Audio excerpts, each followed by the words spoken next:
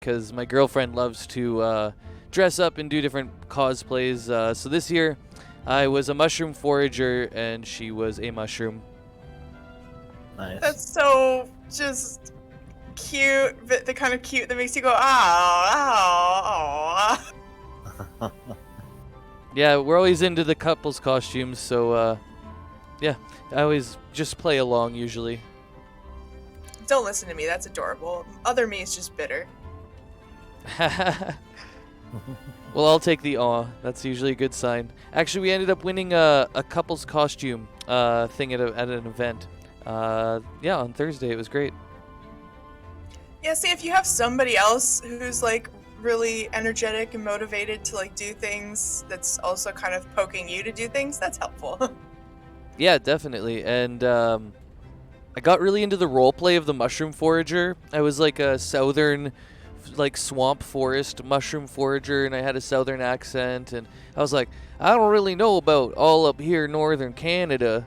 And it was yeah, people really liked the whole like roleplay of it too. It's really funny considering my sister and my brother-in-law are like really big mushroom people. Like they can identify mushrooms on site and they like go mushroom picking and stuff. Nice. I'm like a novice to beginner mushroom identifier. I've been hunting mushrooms in the northern boreal forest up here since I was probably about 16, so I know like probably over 10 mushrooms that I can identify just off the top of my head, but there's a lot of other people out there that are much better than me. That's pretty cool. I bet there's some like Canadian mushrooms that my brother-in-law would just be so excited to go find. Definitely, yeah. We got some weird shit up in the boreal forest. You know, it's kind of like the old dark witches forest that, you know, the German folklore was built off of and stuff, and all that kind of Nordic folklore. Oh yeah, cool. those forests with witches that'll eat you and your kids and stuff. Yeah. Hungry little witches in the forest that'll eat your children. Classic. Good Halloween stuff. Very appropriate seasonally. Definitely. But we're gonna start. Yeah, and today I'm just gonna do a little quick verbal recap. And Ilyana is supposed to show up for a little bit, but she said she might not be able to due to some family things. We were gonna do like maybe an hour at the beginning of the session just to run through her and Grigor, but I think we could start with just the three of us and me, I guess, which makes 4. Yeah, Beryl will probably show up, you know, in 10 minutes or something like that. And we'll see when they show up. But I don't want to wait around too long for others. So today I'm just going to start with the recap, and we can go from there. Anybody want to ask any questions before I jump into it?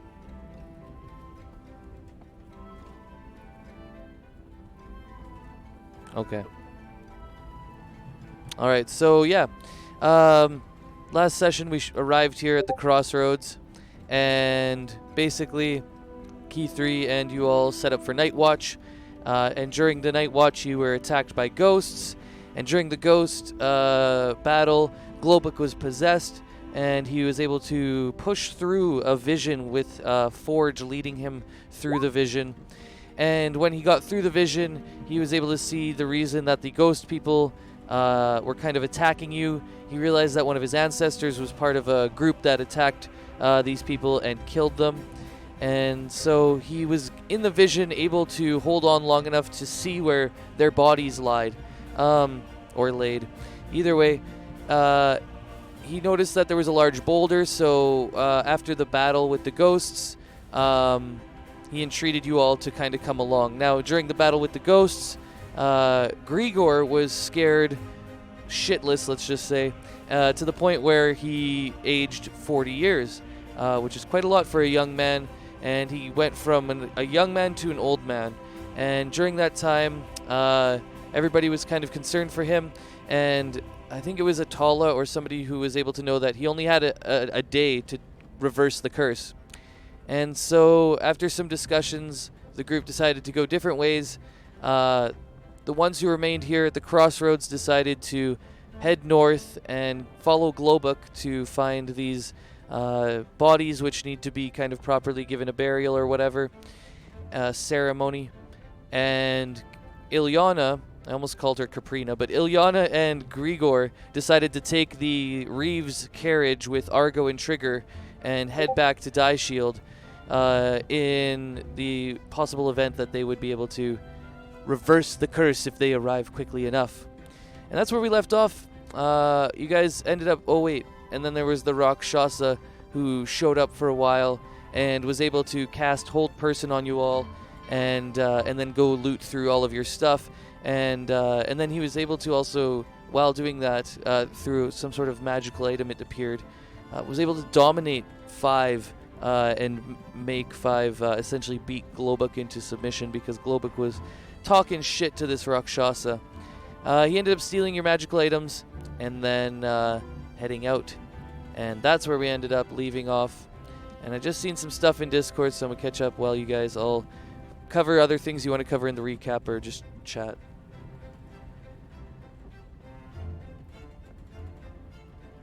I did take my goggles out of my stuff.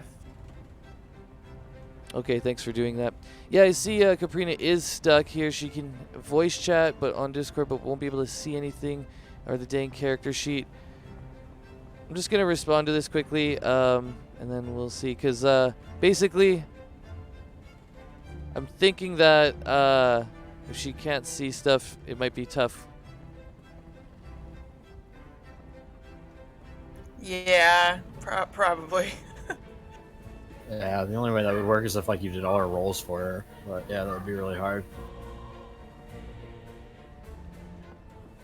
There is a mobile app, but I think you have to be in the I can't think of what it's called, like the beta or something. But it's an open beta. Oh, is it? I have it on my phone, but I think you can access your character. Yeah, it says you can access your character sheet and stuff. So. Yeah, I've done it once, I think, before, where I was practicing on my phone, and I was like at a party or something, and I was trying to like get into a bunch of stuff. But it also might be that the phone she has can't handle it, or that the carrier or the network might not be able to either. I'm not sure, but who knows. Yeah. Yeah, it also just seems a little bit weird to just be like hanging out on your phone playing D&D during Halloween party. Yeah, I would agree with that assessment as well. You know, hate to lose her, but this just seems... I mean, it is Halloween, quite literally the day. Yeah, and she gave me fair warning, you know, she said maybe if she can sneak in at the beginning of the session we could do something, but I understand, you know, you got family and life and stuff, so it's fine. Yeah, luckily for her, we're split up, so, you know, she wouldn't have been here for this particular bit anyway.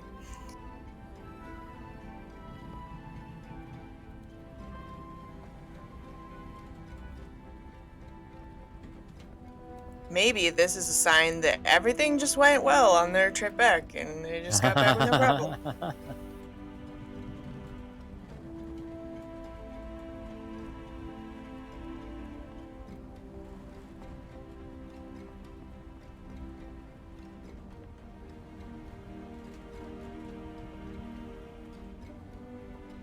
Okay, so just to be clear, she needs this, like, permission to actually access the voice channel.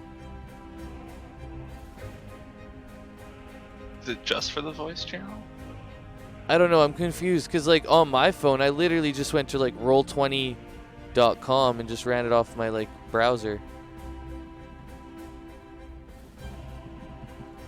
I think that's for the. I think that you have to get approved for the app, for the Roll20 app. Okay, yeah, I mean, yeah. it might be open testing, but, I mean, they probably still have to, like, invite you or something.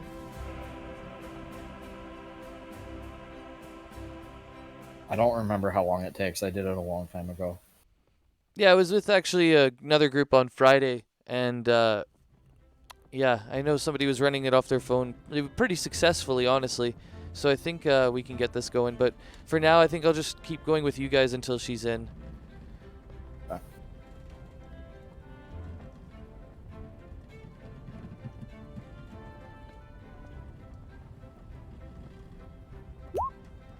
The real question is, where's Beryl? Right. Doing his usual thing of never showing up on time. Or he's asleep or something. Yeah, you know, pretty normal stuff. Just Beryl. Yeah, if there was anyone's phone number you should have gotten, it was his. Hey, I don't want to pester people for their number. It's like I just need to offer it, and then if people felt like it was they wanted to be responsible, they could give it to me, and then they had a backup, But anyways, that's fine. So we're gonna start off today because we've already done the recap. We're ready to jump in, and I don't want to wait around too long. You guys have finished your long rests, and you ended up fighting the ghosts at the end of it, kind of in the middle of it. But you've now finished your long rests after dealing with the Rakshasa. So I was just looking at everybody's healths, and I'm not sure we actually filled our health bars from the long rest before the Rakshasa showed up. Oh, before. I was gonna say before I did, and then he did 9 clothing damage, so I'm back to half. That's where the damage came from. Unconscious. Yes, Yeah. thank you Yes, for that reminding should me. happen. Okay, so I just need to fix key 3s, and then I will be good. She was the one who was confusing me. Now that I see everybody's, it all makes sense. Yeah, I couldn't remember what exactly kind of was I was just charmed. So when he You were left, did dominated.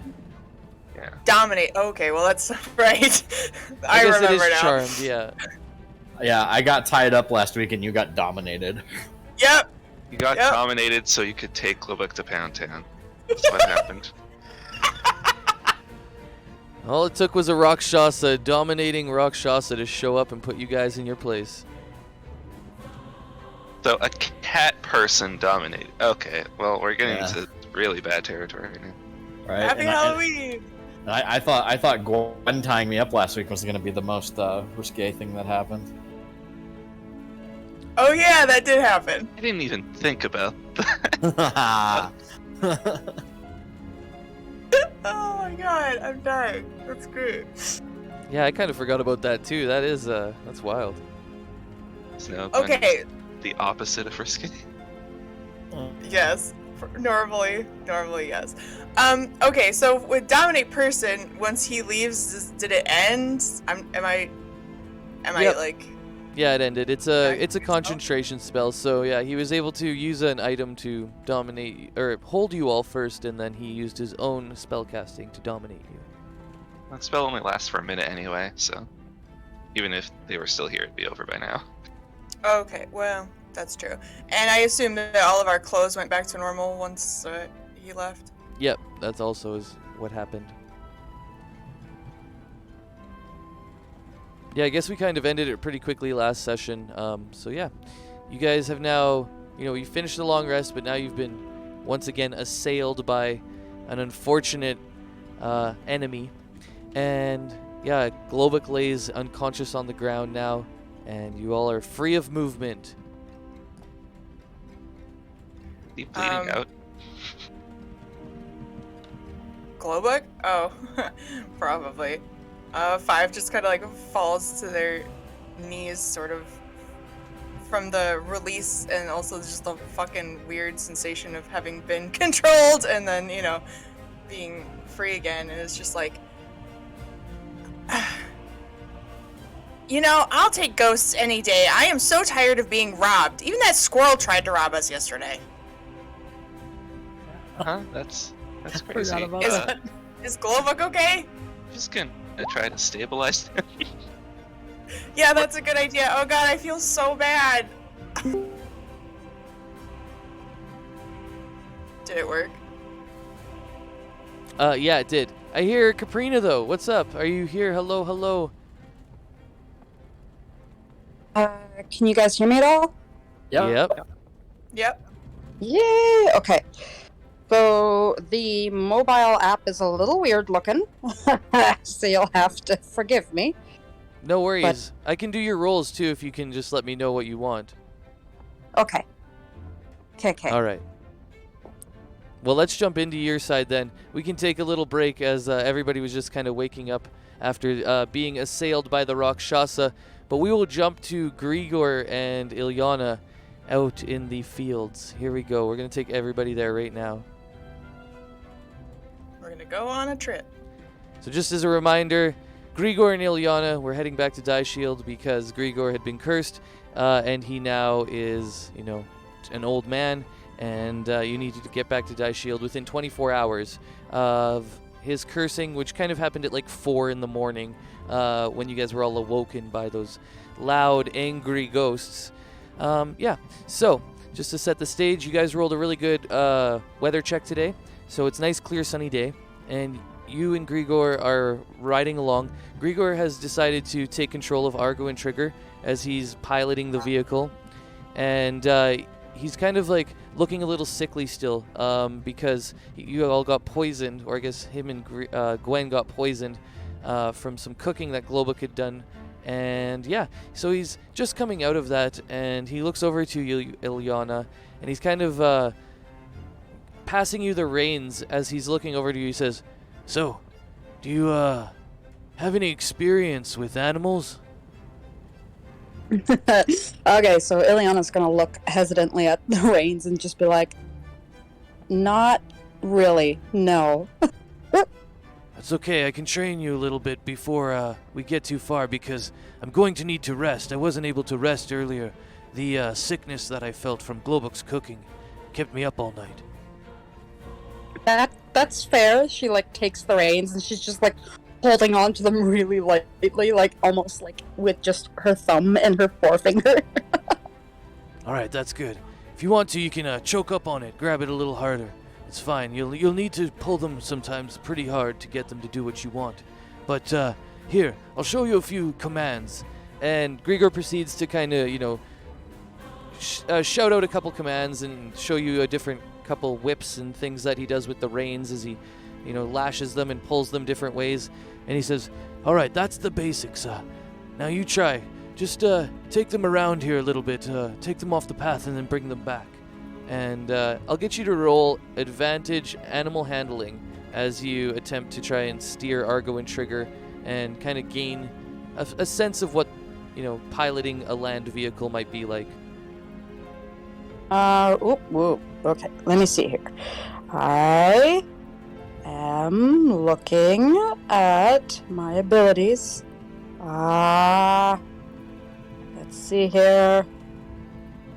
Animal handling. There it is. All right. I have no idea how to put the advantage on my thinger. That's okay. This way? I think it just rolls. Oh, wait, I can roll it for you. Hey, do you want me to do your rolls? 1 second. Let me see if this works. Give it a shot. It should already just roll it if you're doing it off your sheet. Perfect. Wait, maybe It's not. so good. Did you roll 2 19s? Try it one more time and let's see. Okay.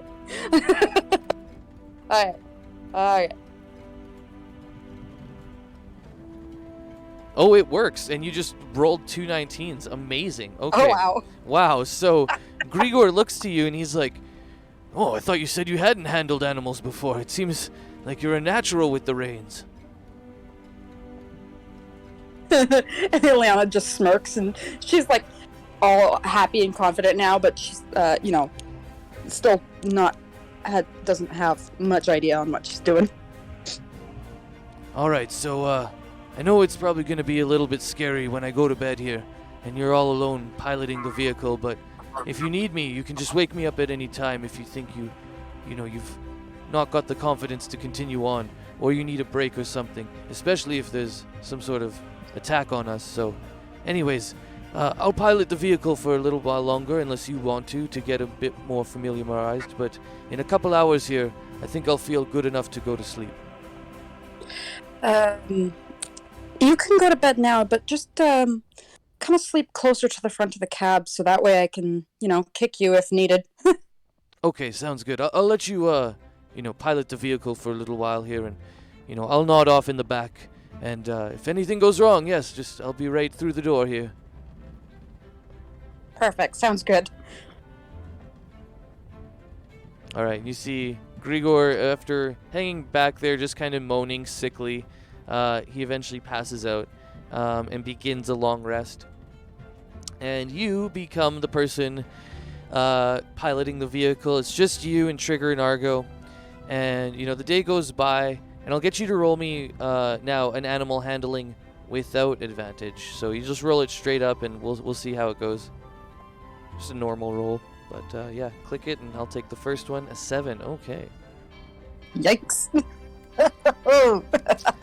Argo and Trigger, for, the first few hours, they seem like they're doing pretty well. It seems like you're going to make it back to Die Shield in the same amount of time it would have taken if we had Grigor piloting the vehicle the whole time. However, at about 4 hours in, Argo and Trigger start to get really, I would say, restless. And they start to stomp around a bit, and they seem that they don't want to go fast anymore. And you're kind of trying to, get them going, but it's not working.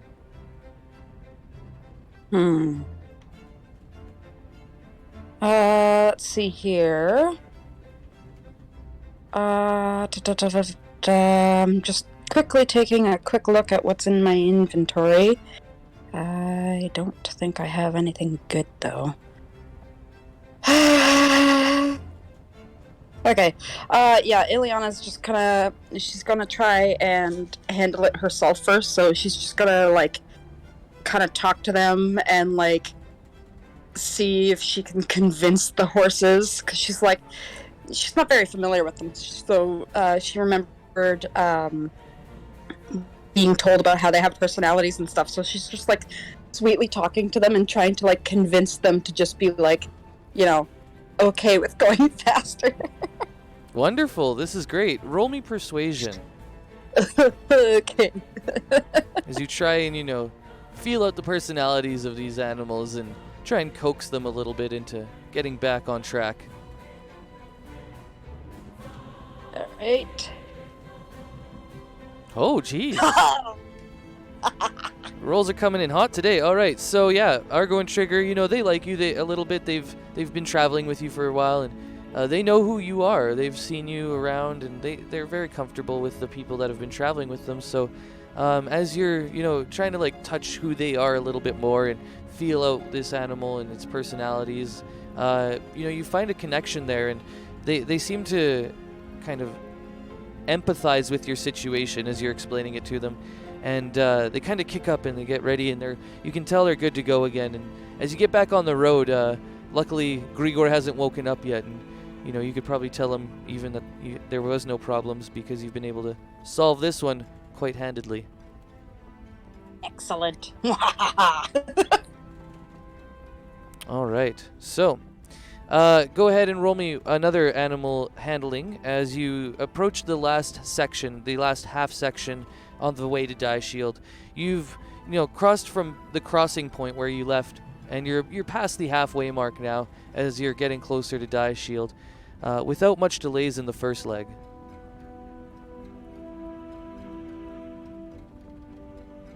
Oh, just passed. Okay, so as you're moving along, the animals, they don't seem to be pushing it as fast as they can.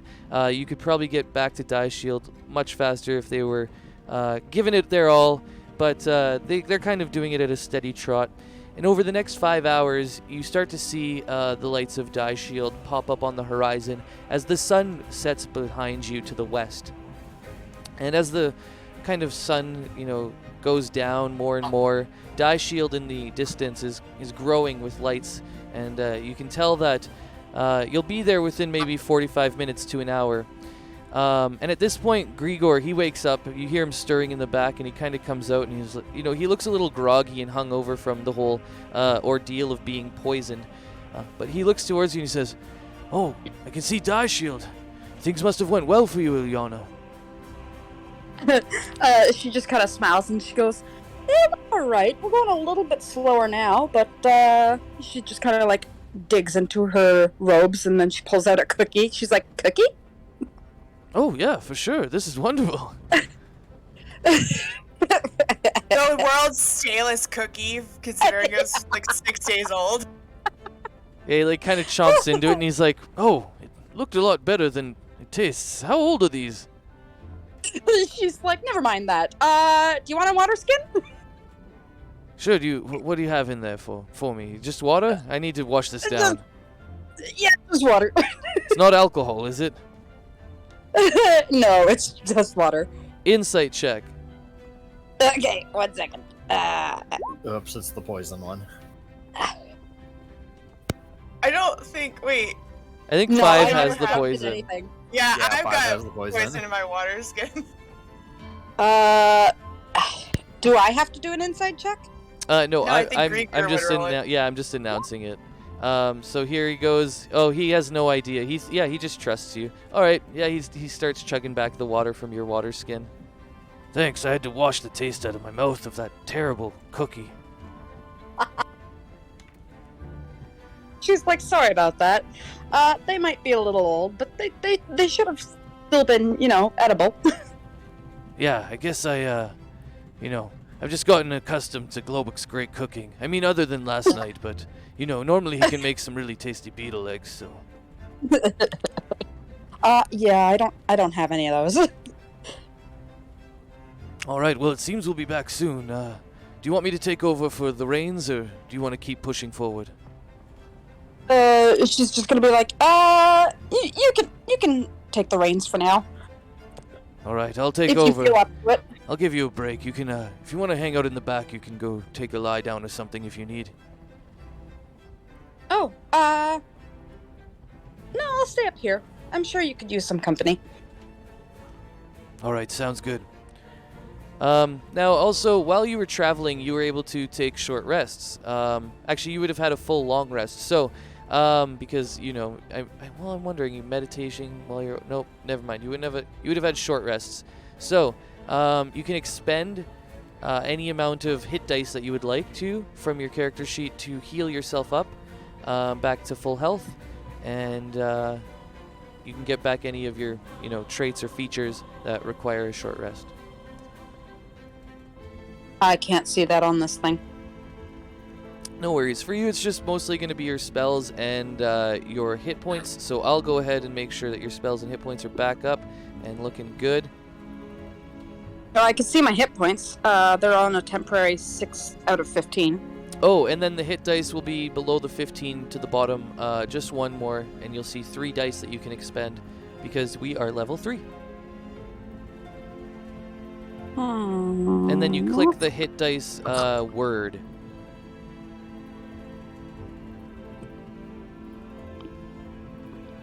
Yeah, it's definitely the mobile version's definitely a weird one. That would be in abilities and skills, I would think, right? No, it'll be directly below your health points and right beside death saves. Just below like armor class and all that.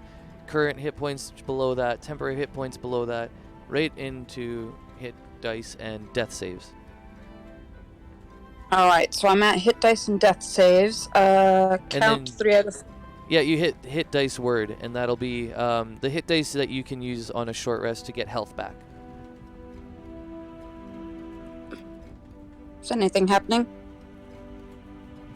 Not yet. Oh, I think I found it. Nice. Yep, so you got 2, so you'd probably want to expend 2 more to try and get back to full health. Why does she have a -1? Con modifier. Oh wow, your con's not great, huh? They're really not. No. Okay, so with that, what do I do now? Do I you hit just- it again? Yeah, 2 more times. Yep, and then you'll take that counter where it says 3 and make it 0. But I'll do it for you. It's pretty easy. There you go. All right, 1 more. Can't. It grayed out. Oh, that's because I took away all your hit dice. I'm sorry. Whoops. There. Okay, hit it 1 more time. Holy! Did you make it? Yeah, you made it back. So wait, actually, you would have made it back on 8. No, you would have needed the last one. Okay, yeah. So you use them all and you get back to full health. I'll put you back there on the token. Booyaka! All right. Yeah.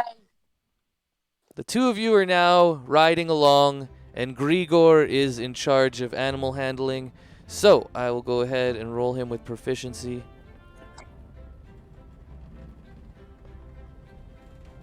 All right, Grigor's keeping the pace. He's even increased it a little bit. The animals seem to respond to Grigor's strong commands, and they seem to also have some sort of connection. It seems that they have a longer-standing relationship than just this first adventure. And as Grigor is piloting them, I'll get you to roll me a perception check as you're, around with him, and I guess he can roll one too. As you guys kind of survey the area, and you're getting ready to get closer into Die Shield.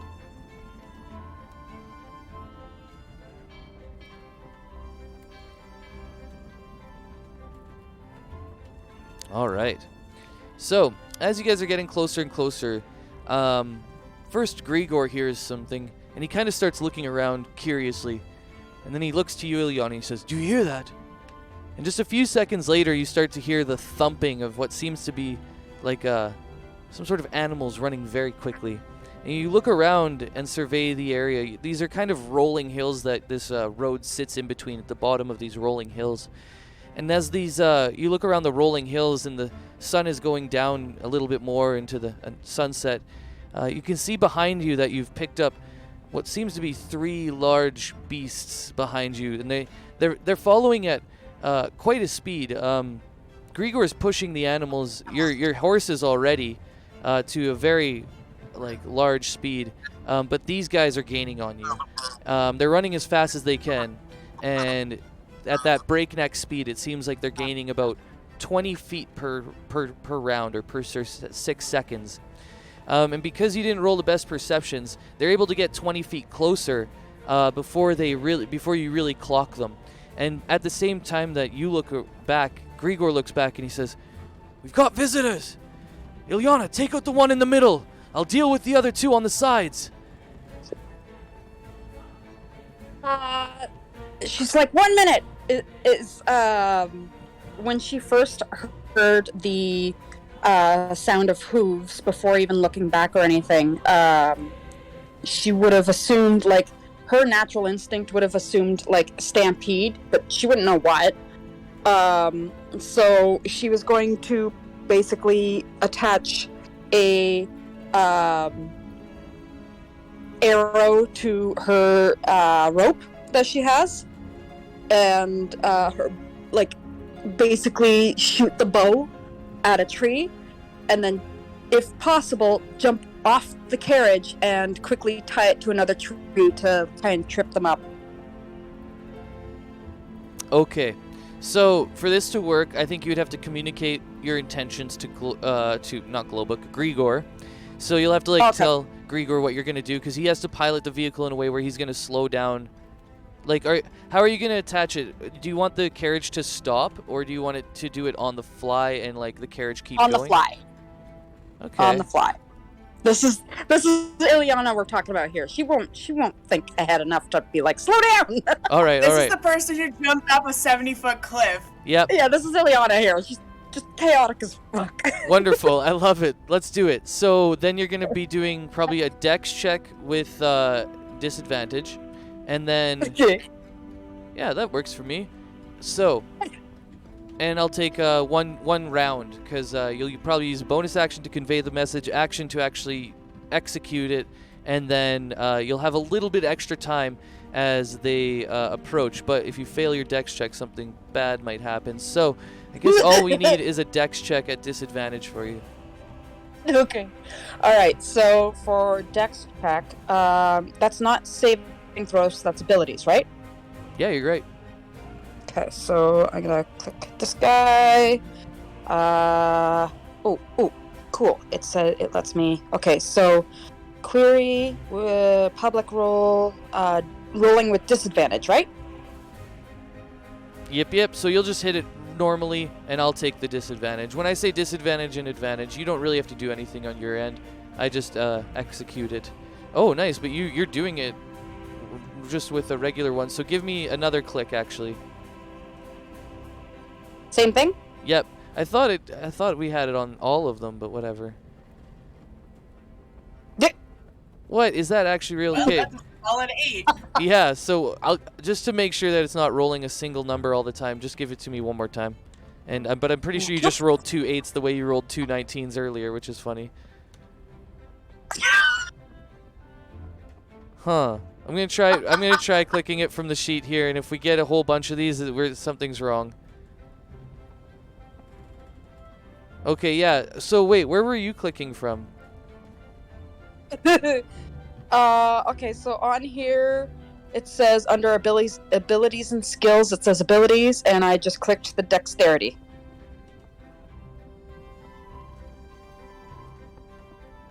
Maybe just try pressing it one more time. It could have just been 3 in a row. But if not, Oh, Yeah, it was just 3 in a Okay. row. we're hitting some Yes, weird odds we're in a today. row. All right, that's pretty unlikely, but that's crazy. Anyways, so unfortunately, it is just an 8. As you Yeah. attempt to attach the arrow, well, first off, you have to make the attack too. So roll me a short bow attack because you're trying to hit a tree, right? With one of these. Yeah. Okay, so short bow. Yeah, you bet.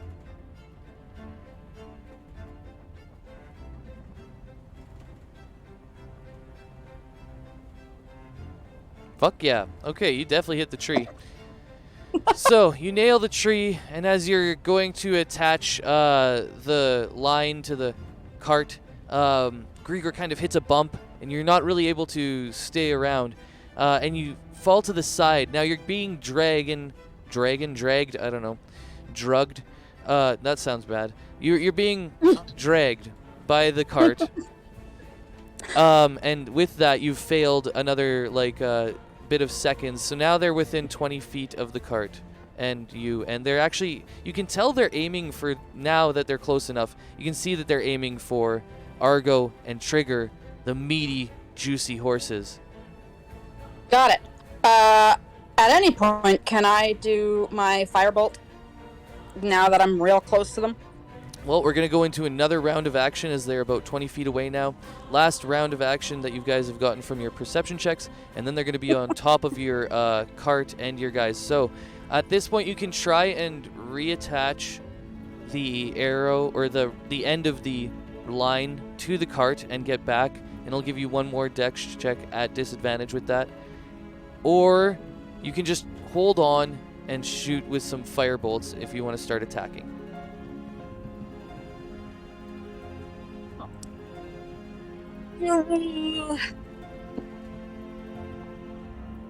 Damn it. Well, okay, yeah. Okay, so yeah, I guess I'm gonna try and basically get back onto the carriage somehow and pull the arrow out and try again. Yeah. Okay, so yeah, I'll say you still have the rope that you've successfully shot into a tree. You just need to get back up and attach it. So I'll give you one more dex check at disadvantage as you try and regain your footing and still pull off the maneuver. This is the last chance before essentially they're on top of Argo and Trigger. So roll it up, disadvantage, and let's see how it comes out.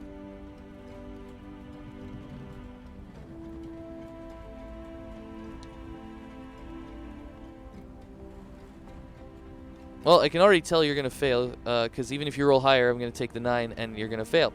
So, what ends up happening is the wolves get on top of Argo and Trigger. Boom. No. And as they essentially jump into attack, we're going to get everybody to roll initiative. And Everybody as in... You Everybody and has me and the 3. That's just what I say. But yes, it's you and me. Okay. Okay. I guess. Okay, so I think it's this button. Fuck off, Grigor.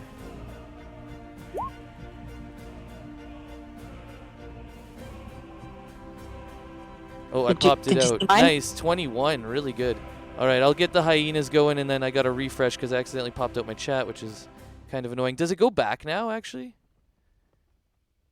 I thought with the update it went back, but maybe I'm wrong. Anyways, I'll get the hyenas in this. Wait, are they wolves or hyenas? wolf hyenas. Roll for it. It's a unique breed. Oh, there it is. The images are hyenas at any rate. All right, I'm just on the refresh. We'll get the turn order going, but I think, did one of my hyenas beat you guys? All the 22? Yes. Oh, yes.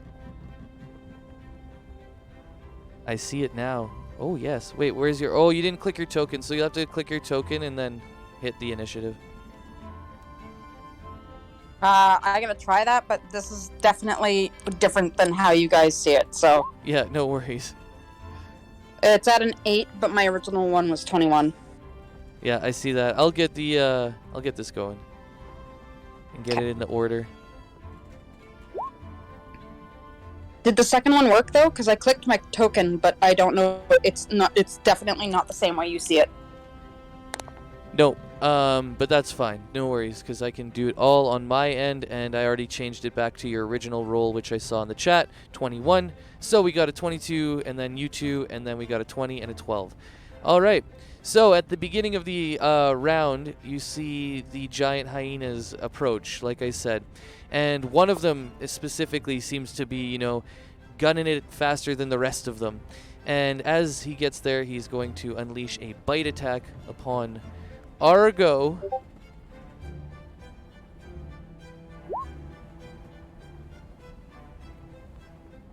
All right, he lands for 7 piercing as Argo kind of reels, and you see him take a chunk out of its front foreflesh, the front right paw, I guess, or hoof of the animal.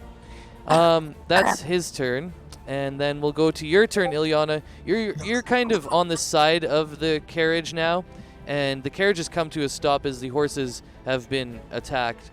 So the carriage came to sort of a rough halting, and now you see the 3 of them in front of you. Okay.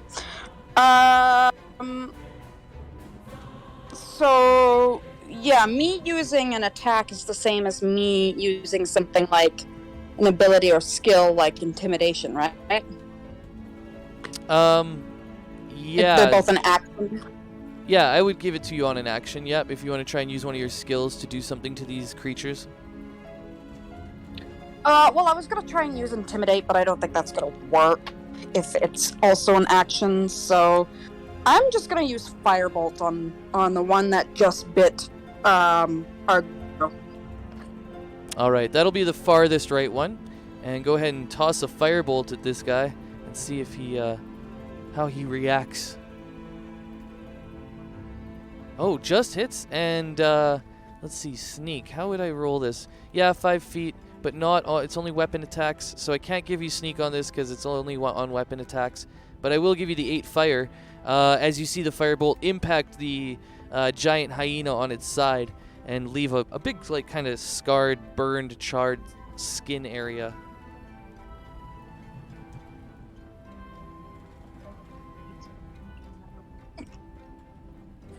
Does it yelp out or anything? Yeah, it makes like a little like, oh! Does it look back at me by any chance? Yeah, it looks to see where that came from. Okay, so yeah, Ilyana's just gonna like bare her teeth, but not quite use intimidation yet. That's just all she's gonna do. Like, look tough. All right. And do you want to use your movement or bonus actions? Can't really hide. I don't think I have to disengage, so I would give you a hide on the fact that they're kind of distracted with trying to eat these horses and like kill them. okay, so I'll hide then. They're like full on rampaging. Okay, yeah, go ahead and roll me stealth. Okay, let's see here. 1 second, I just gotta find it.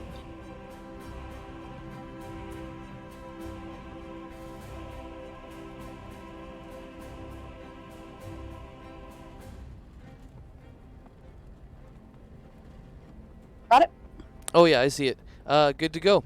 So we're gonna go to Grigor's turn now, as Grigor stands up from the cockpit, or the, I don't know what else to call it, of the carriage, and he raises both his hands. He hasn't drawn his weapon yet, and he kind of pulls out these little morsels of food, and he starts casting them about, throwing them all around, and he starts talking to the animals in a pretty like serious way. He's like, "Go, animals! We are not enemies. We are your friends." And he's going to cast Animal Friendship at 2nd level, and he's going to try and affect 2 of them. Oh, please, good luck. So, they have to roll me some little wisdom saves, and we'll see if Grigor is the Hyena King today. He's coming in at a 13. Oh, wow! Woo! Good job, Grigor! Really? Okay. Alright, so you've been attacking the one on the right. It clearly has been scarred by your firebolts. And you see the 2 that were just about to come in are now charmed by Grigor. And they seem to be passive. They're no longer snarling their teeth. They're no longer like drooling from a rampage. They seem to sort of be like nice behaved 10-foot house dogs. They're nice and calm now, and they start to just sniff around, and one kind of comes over to you and just sniffs a little bit, and the other one kind of looks away and starts looking back over the hills from where they came, seeing like what's going on, but not too into the fight right now. And Grigor looks towards you, Ilyana, and he says, "I can't believe it worked! Ilyana, don't attack those 2. They're fine. They're our friends now."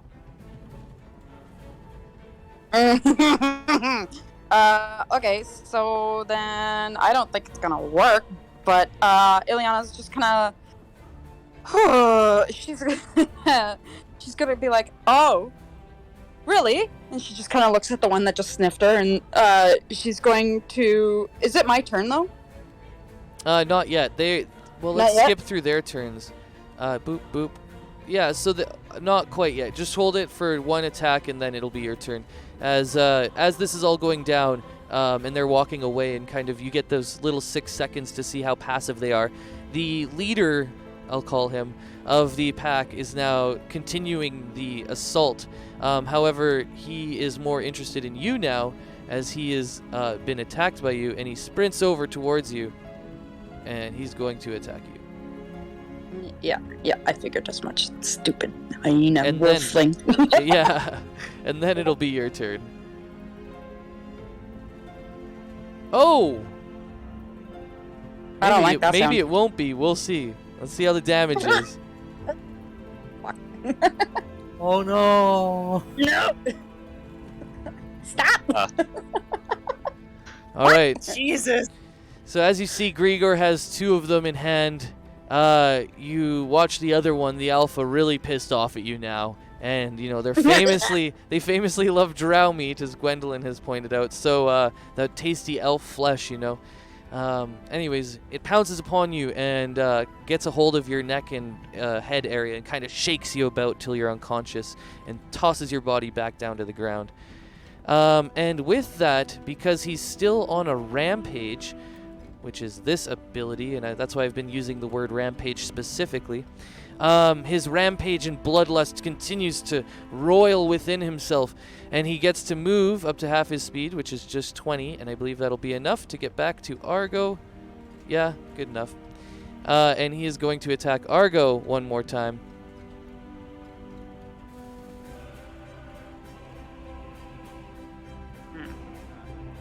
And he hits, and he actually is able to get a hold of the neck of Argo, and you hear you wouldn't hear it, but Grigor hears a terrible snap as the neck snaps, and the horse, before it kind of snaps, whinnies and neighs as it knows it's about to meet its death knell.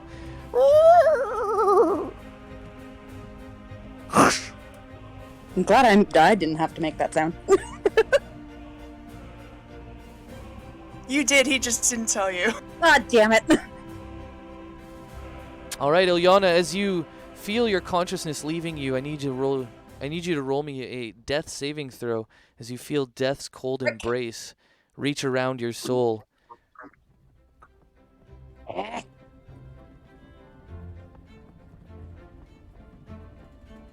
that's not bad, I think. That's a pass for the first one, so you'll add a success to the death save area.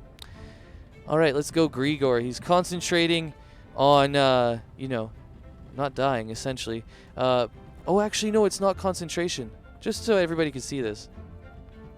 It's actually not I can't. Oh, yeah, you won't be able to see it, but just for verification reasons, he actually doesn't need that. So he's going to go and use his last second spell, slot level, to cast Enhance Ability. And he's going to use the 2d6 Bear's Endurance temporary hit points. And he pulls the fur of a beast or a feather of a beast out, and he kind of rubs it all upon himself, and then it imbues him with some extra bear magic. It's definitely the fur of a bear. And I'll go ahead and roll that, and we'll see how Grigor rolls through the rest of this battle.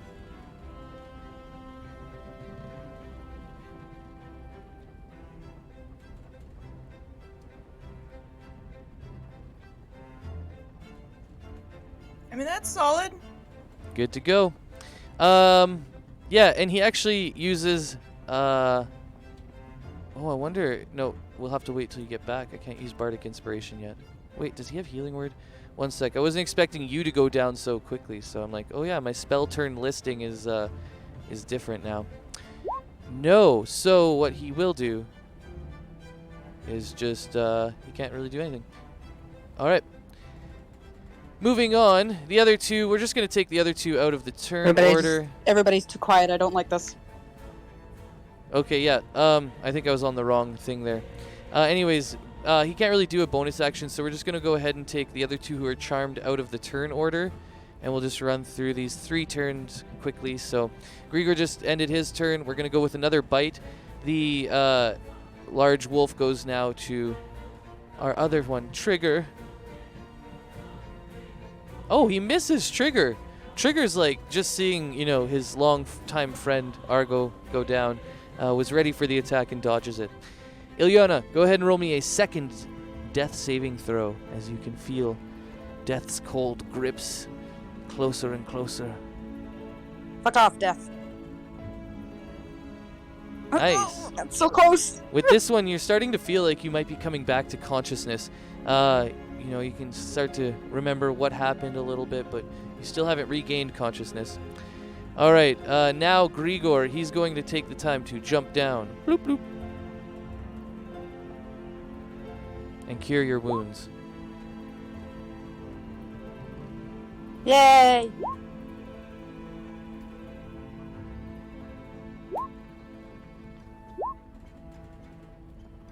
Oh, 11. Pretty good, Grigor. That's max. Wow.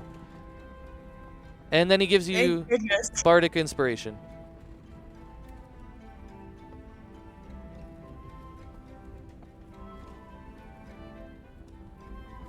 All right, I've got it Yay. all set up Also- now. Go ahead. You've got like black on your chin, like ink. Right here too. I think. Did you touch your tattoo kit? Yeah. Okay. Yeah. All right. So I've got Bardic Inspiration. Yep, and that's the end of Grigor's turn as he returns you to consciousness. We're going to get one more bite from the giant hyena as it continues to try and ravage these horses. And that one does hit. And let me check. I think that's almost enough, but we'll check the draft horse sheet quickly. I think they have a little bit more, 19. So it stays alive for the attack. The giant hyena sinks its fangs into the flesh, and you can see it's rending the last of your horses. And now it is your turn. So you are back to consciousness. Grigor has returned you, and he's, kind of gotten you back up on your feet, and he says, Ilyana, you're the best! And he gives you Bardic Inspiration, and he looks towards the hyena, and he says, take it out! So because the wolf hyena thing, bit me on the neck and like left me there, does it realize that I'm alive again? Does it think it just killed me? I would say you're gonna get sneak because of Argo, or Trigger. I mean, he's still there, and he's one of your allies technically in this fight. Excellent. So I'm gonna get sneak. I don't know how to click that on here, but I'm gonna use my short bow to, because I'm gonna definitely keep some distance. But yeah, I'm gonna use my short bow to just like kill it. Okay. I got it for you. I just have to ask, are you going to use your bardic inspiration? Yes, but I don't know how to turn that on. No worries. I already did the roll actually. So, as you get ready, you're coming back from consciousness. You rolled an 8 + 1 on bardic inspiration and a 14 + 1 on bardic inspiration. The 8 + 1 is the roll, and you don't. Oh, you would have advantage. So actually, that's going to hit. Okay, so you do 17 damage to the one that you've already damaged. The firebolt that you hit earlier adds to this whole effect, and you land one of. Well, let me know where you're shooting him. Tell me where you're shooting him while I do the health here. I'm gonna shoot him in the same spot that the fire kind of got him. All But right. she's basically kind of hoping to like really pass it through him. She's like using all of her strength on it. Definitely. You can tell that this bolt especially hits him something deeper in his rib cage, and he lets out a really loud and you can tell something's wrong. Yeah, it's looking quite hurt. All right, and bonus actions?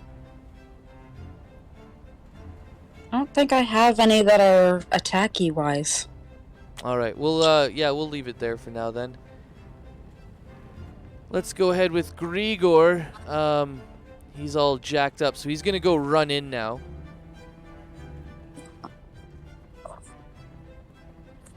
Die, you beast! And you can see he swings down on this giant hyena, but Grigor is not very beastly himself. He's quite skinny.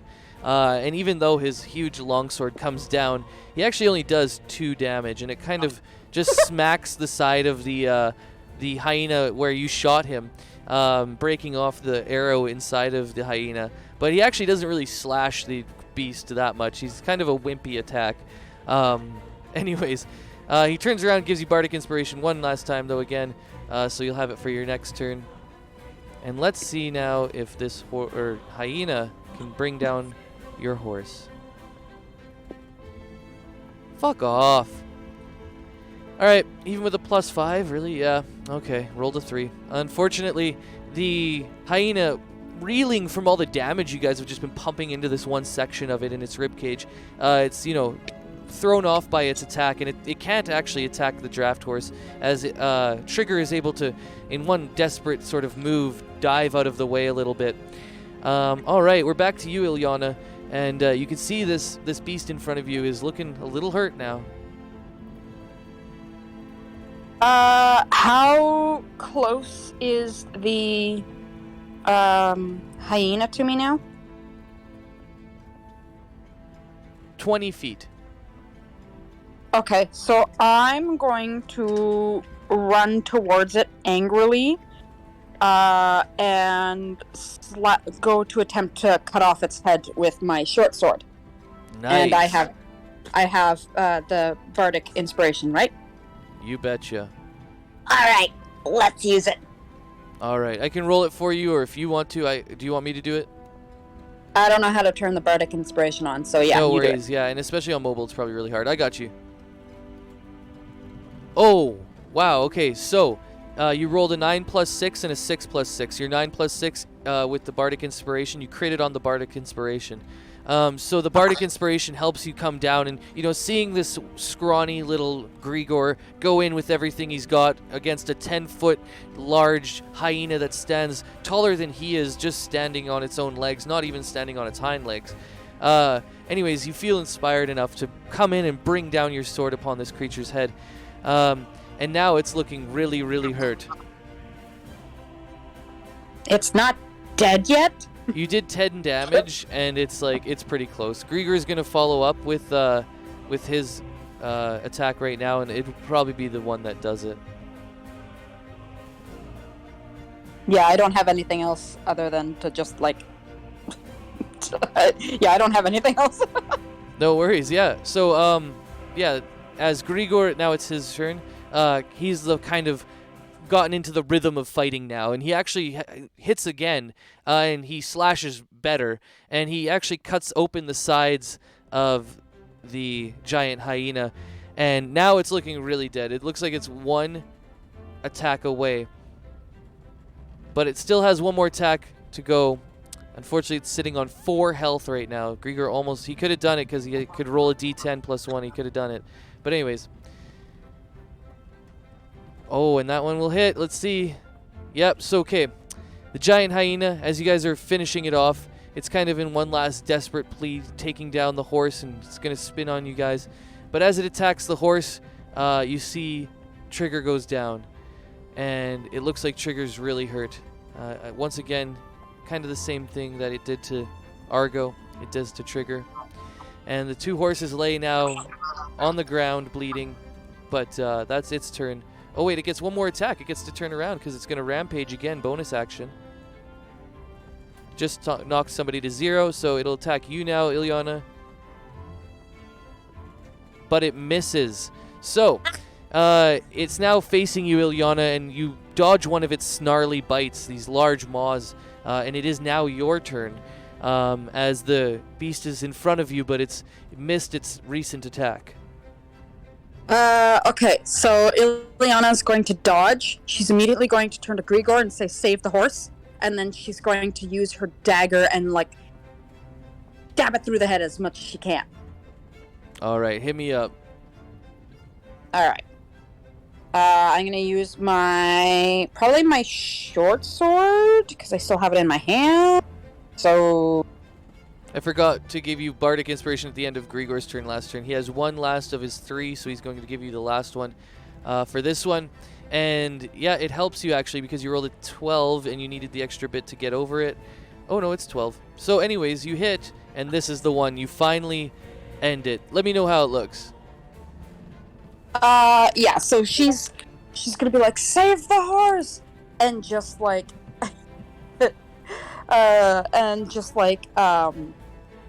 she goes to stab it, it does this one last yelp before the sword basically goes right through its neck. She intentionally meant to stab it through its head, but she's injured, so. Nice, yep. Alright, and as you see Grigor getting down to tend to, he's going to tend to Trigger, the last one to go down. Grigor takes out his hand, or he puts away his longsword, takes out his hands, and puts them on the sides of both the animals, and he's going to use the last of his healing powers to bring back both Argo and Trigger from the brinks of death. You see this magical curing wounds energy reach out from Grigor's hands and go into the animals, and the spark of life returns, and the wounds that were around their necks start to heal up. And yeah, you realize you have won the day for now. And you have 2 giant hyena friends here over on the side as well. Yeah, but how are we doing on time? Is that a good place to stop for you? I could keep going for probably about a half hour. Alright, well, okay, so we'll go for maybe 5 more minutes. Normally what I do when people are split up is we split it up a little bit more, but I know because you have to go, I won't be able to come back later to break it up, so we'll do a bigger chunk right now, and then yeah, we'll have the rest of the session for everybody else. And anyways, so Grigor brings back the Argo and Trigger to life, and he looks at you and he says, well fought, Ilyana. I can't believe we were assailed by these beasts, but it looks like we got lucky this time. She's like, yeah, thankfully, because we needed at least 1 horse to get you back before you stay old forever. Well, actually, I was thinking maybe we could ride these giant hyenas. They're my friends for the next day, and as long as we don't do any damage to them, they'll be our friends for what we need them to do. Okay, she's just kind of hesitantly looking at the hyenas. She's like, what happens after a day? Oh, well, we'll release them once we get to Die Shield, and I mean, we'll be long gone by the time they return to their feral states. She's like, and the horses? Well, I was thinking we could actually bring the horses along and leave the carriage, but I'm not sure now. Now that I think about it, maybe we shouldn't leave the horses. She's like, I mean, it was a good idea, but I mean, we still have some rations in that carriage, so She's just like looking back at the carriage, like, I don't want to leave the last of the food. All right. Yeah, let's get back on the carriage. We can just leave these animals to be, and they'll get back to their natural states. She grabs a ration, and she will break it in half and just kind of like give it to the hyenas and like scritch behind their ears, and she's like, thanks buddies, and then she just kind of like hops back into the carriage. All right, are you ready? Do you want to take the reins? She's like, who's healthier? I'm currently healthier. You took a pretty good beating that battle there. But yeah, maybe I'll take the reins and you can rest for a little while. She's like, okay, I'm gonna rest. You get us back to town as soon as possible, because, like, we're on a mission here. All right, it shouldn't be long. And you see the two hyenas, the giant hyenas, start to kind of walk off into the distance, seemingly unaware that their friend there has passed on, and they go return to their natural states. Stupid hyenas. All right. So, Grigor pilots you guys back to Die Shield. You were only maybe about 45 minutes away, so it doesn't take very long, less than an hour, for you guys to get back to Die Shield. As you pull up to Die Shield, Grigor doesn't go into the city. He goes into the Ghost Hall area. And so I'm going to take you back to Die Shield for now. Okay. And then we'll go ahead. I'm just grabbing your tokens right now. And we'll start on a new map. Yeah.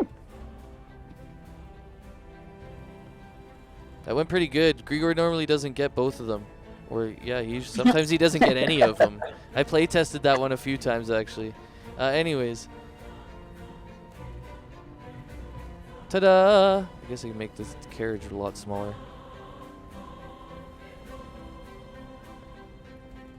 Alright. So, as you guys pull up, Grigor's like, alright, I don't know if you want to come with me to the medical area, but if you want to, you can accompany me. If not, you can take the carriage, and you can go to the stables and let them know that we've returned. He's like, yeah, I'm gonna go to the stables, and I'm gonna get the go back to shoot. What was his name? The guy who does the carriages. Anders Stormwind, yes. Yeah. So I'm gonna run over to him after I drop off the horses and tell somebody to prepare the wreath. I have news. All right. So as you get back to the stables, I'm just gonna delete this thing. It's too small now. Boop. All right. As you get back to the stables, you relay your message to one of the stable keepers, and he's like, "Oh yes, I'll relay the message to the Reeve. She'll probably seek you out in the morning. She's asleep right now." Right, sounds good. And then she's gonna run over to Stormborn. Stormwind? I think The it's heck is his Stormwind. name? I don't know. Wait a minute. I'm going to character. Grigor showed up like old, right? Then nobody thinks that that's something that the Reeve should be waking up for. Nah. Like, it's fine. It's just her nephew who became 40 years older. No, It's it's big fine. deal. It's fine. No.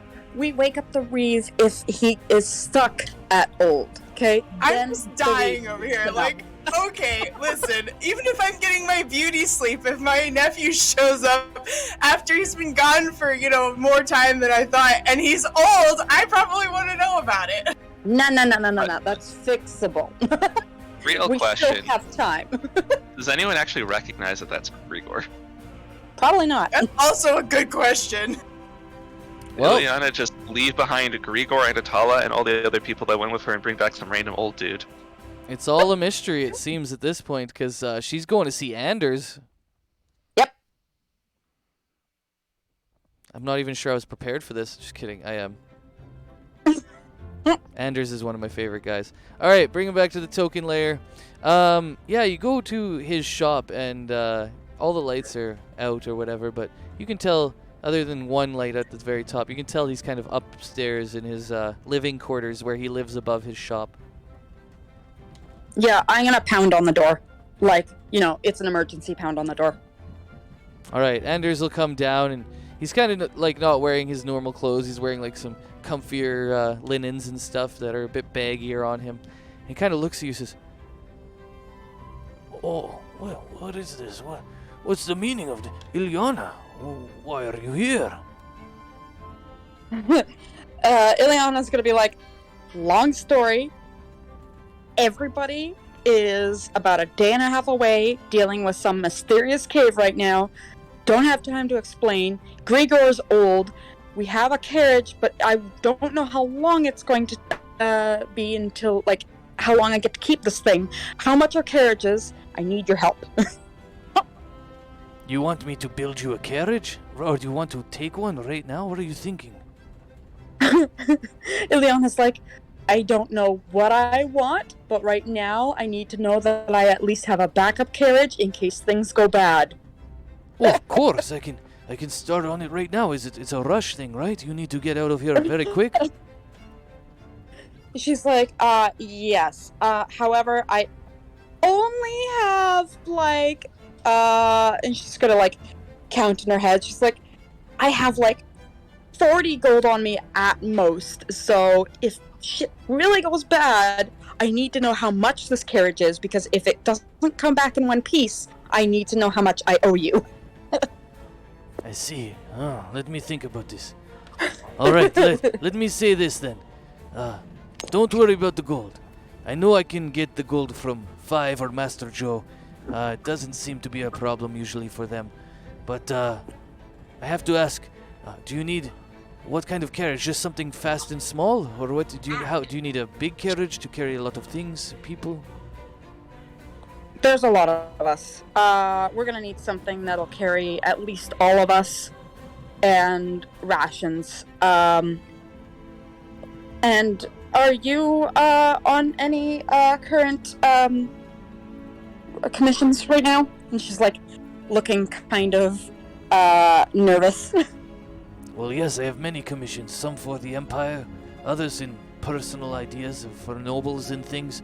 But I can put them on hold for now. This is more priority, so let me see what I can whip up. Are you staying the night? I would need at least 8 hours, I think. She's gonna be like, I think you have the time. Right now, Grigor is at the medical ward. We're hoping he's salvageable. She's like, kind of like her hands are like playing, like her fingers are like pulling at each other and whatnot. She looks very nervous. This is not good. I know Grigor, the young man, and well, hopefully he can pull through. But for now, I'll get to work. Don't worry about the gold. We'll settle that after. She nods and she goes, much appreciated. I have some errands to run, but I'll check back in, I guess, like 8 or 9 hours. All right, I'll get to work, and I'll let some of my clients know if I can that they might be a bit delayed. She nods and like runs off. And you can see Anders like quickly goes upstairs and changes, and you can hear him kind of bustling about as you leave his shop. All right, so we've commissioned a cart, and where are you headed now? Master Joe's. Whoa, all right, another curveball. Okay, here we go.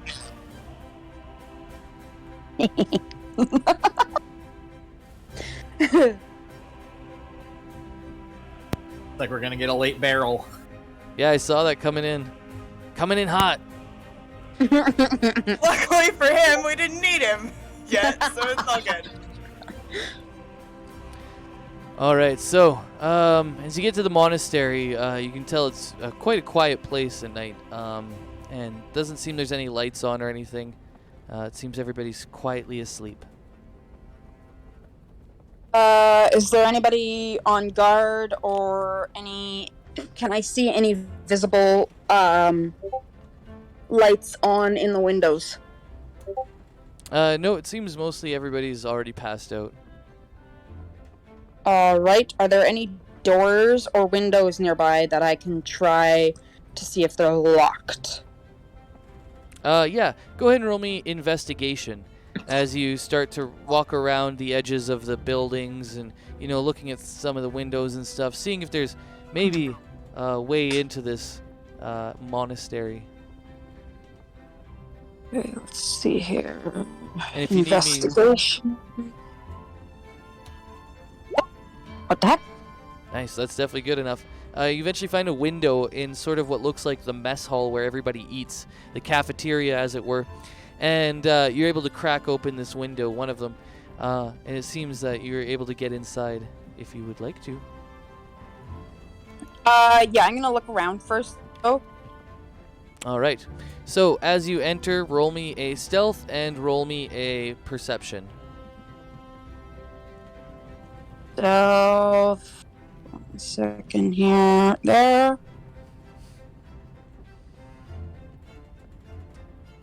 And perception.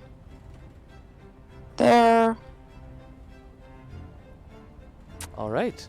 So as you're stealthing along in the cafeteria area, you see that there's another child stealthing about in the cafeteria themselves. You clock them a little bit better than they clock you, I think, but we're going to roll to see what their perception's like. +3 on this. Well, they miss you. You see one of these little keister kind of kids running around, and they get to the area where all the dried goods are, and they quickly open it up and they start to eat a bunch of cookies. Okay.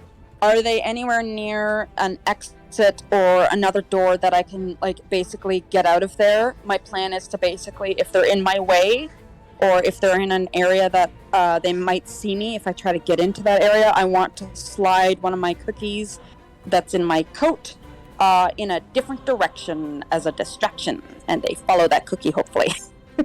Okay, I'll say they're actually sufficiently distracted already due to their perception checks when they came inside and was looking around. So because you're already stealthed away, you have a pretty good feeling that they're way too distracted by that. They're too deep into it. So you can easily get into the interior of the monastery, and now you can hear the crunching sounds of the cookies from the cafeteria behind you. Okay. Okay. I'm gonna look around. Do I see any resemblance on where the heck I am / where to find a bedroom door or a guard or anything? Yeah, I would say, as you're going down the hallways, you can tell that there's these row on row kind of bunk bed areas, different rooms that look like they sometimes house more than one person, and smaller rooms that house one person. And then as you're kind of moving through, you can see that most of them are all filled with kids and maybe some teenagers and stuff like that. But as you're getting down the hallway to the far end of it, there's one door at the very end of the hallway that's much more ornate, and it's closed, and it looks like it has a lock on it. And you're pretty sure that's Master Joe's. Okay, so I'm going to walk up to Master Joe's door and just lightly knock on it, very politely. All right. After a little while, you hear some rustling from inside, and you see Master Joe comes out, and she's wearing these pink jammies, a whole one long thing, and she kind of pokes her head out, her green little head, and she's like, "Oh, Ileana, what are you doing here? Have you returned? Where's everyone else? What's going on?" Ileana's gonna be like, so we've returned, sort of. Long story, we discovered a lot of things. There's potential danger. I don't know how much danger. I still have to talk to the Reeve, but,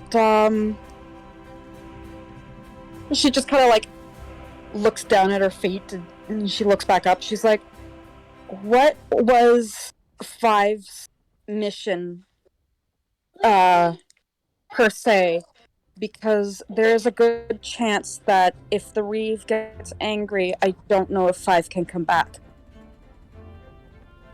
Oh, well, her mission was simply to find herself and to learn more about what it means to be a Dragonborn.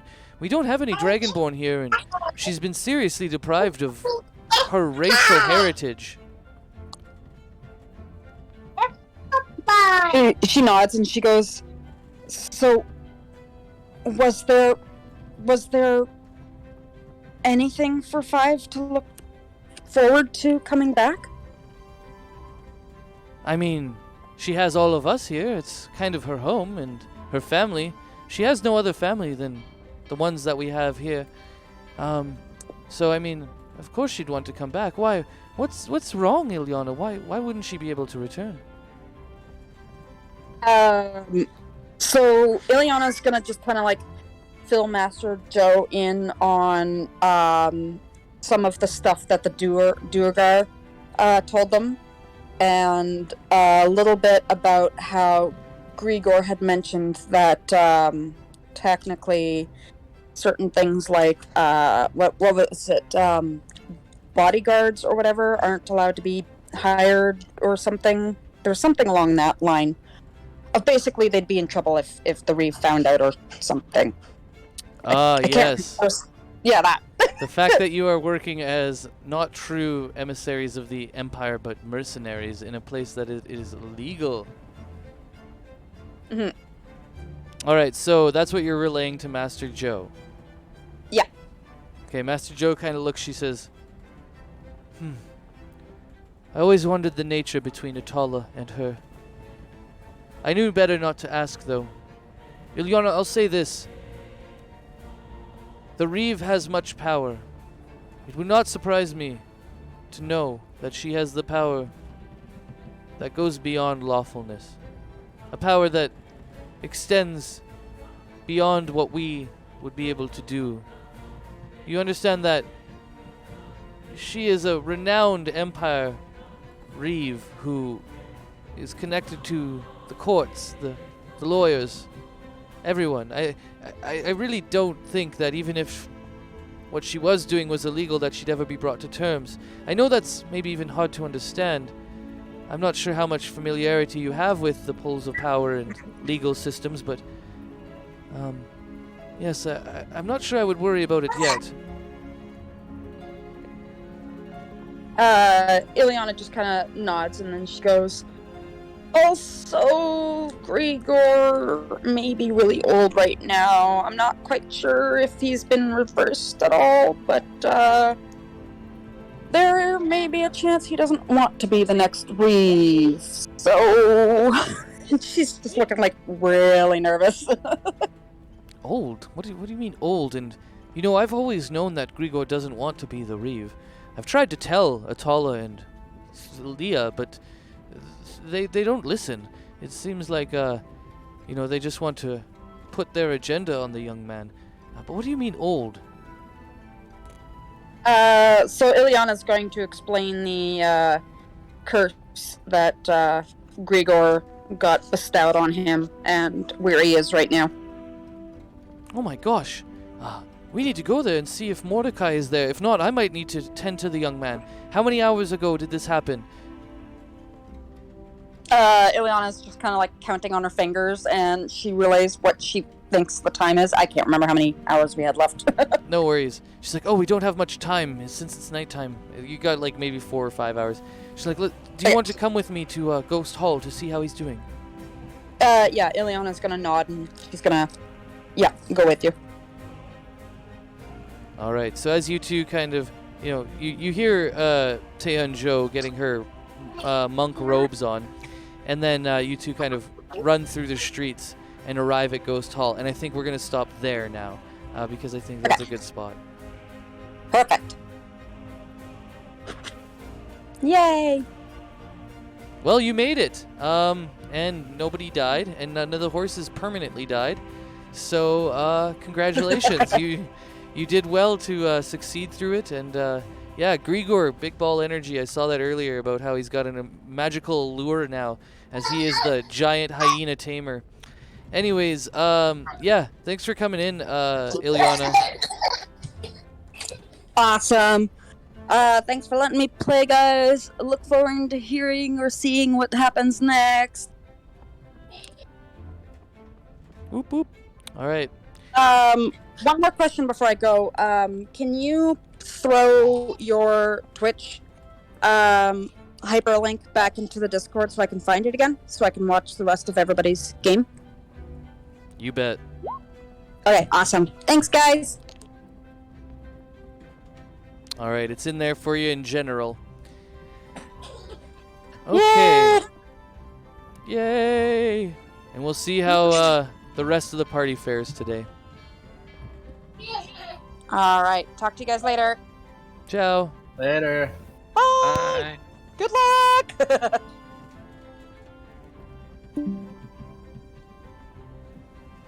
Oh, I didn't even drag you guys back over to Die Shield. I left you on the open field. Sorry about that. If you ever think like I'm on the wrong page or I didn't take you to the right page, feel free to let me know. Because now I'm moving us back.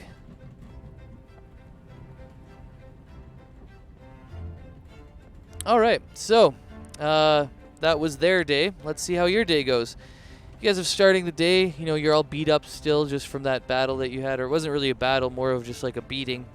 Yeah, and well, I'll let you guys start it off today. I've just done a bunch of talking. So you see Atala and Key 3 kind of coming to see how Globuk's doing.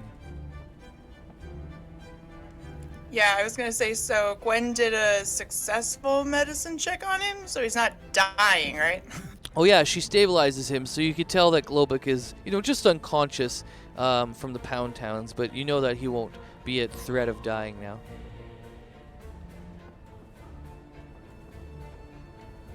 So, does anyone know what that was?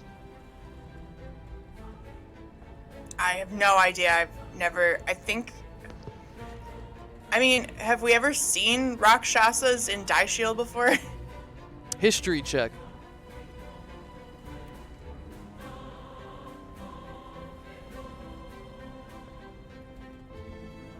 Okay.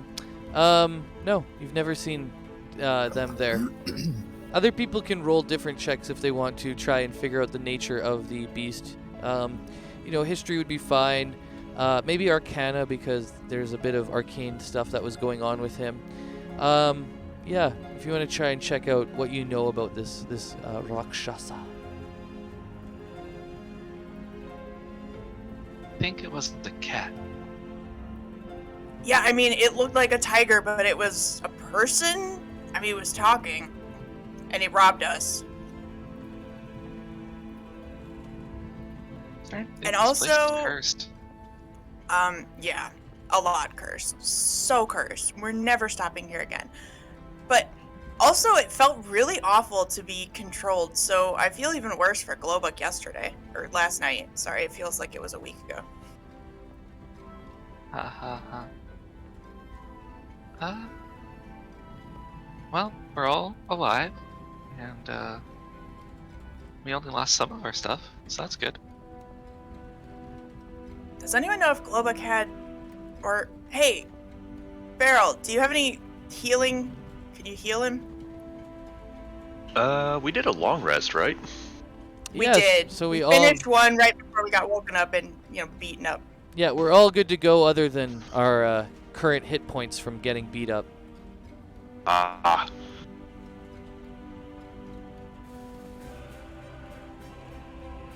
Oh, yes. Is Globuk still sleeping? No, he got knocked out by 5 punching him in the face a few thousand times. Yeah, I feel really bad about that.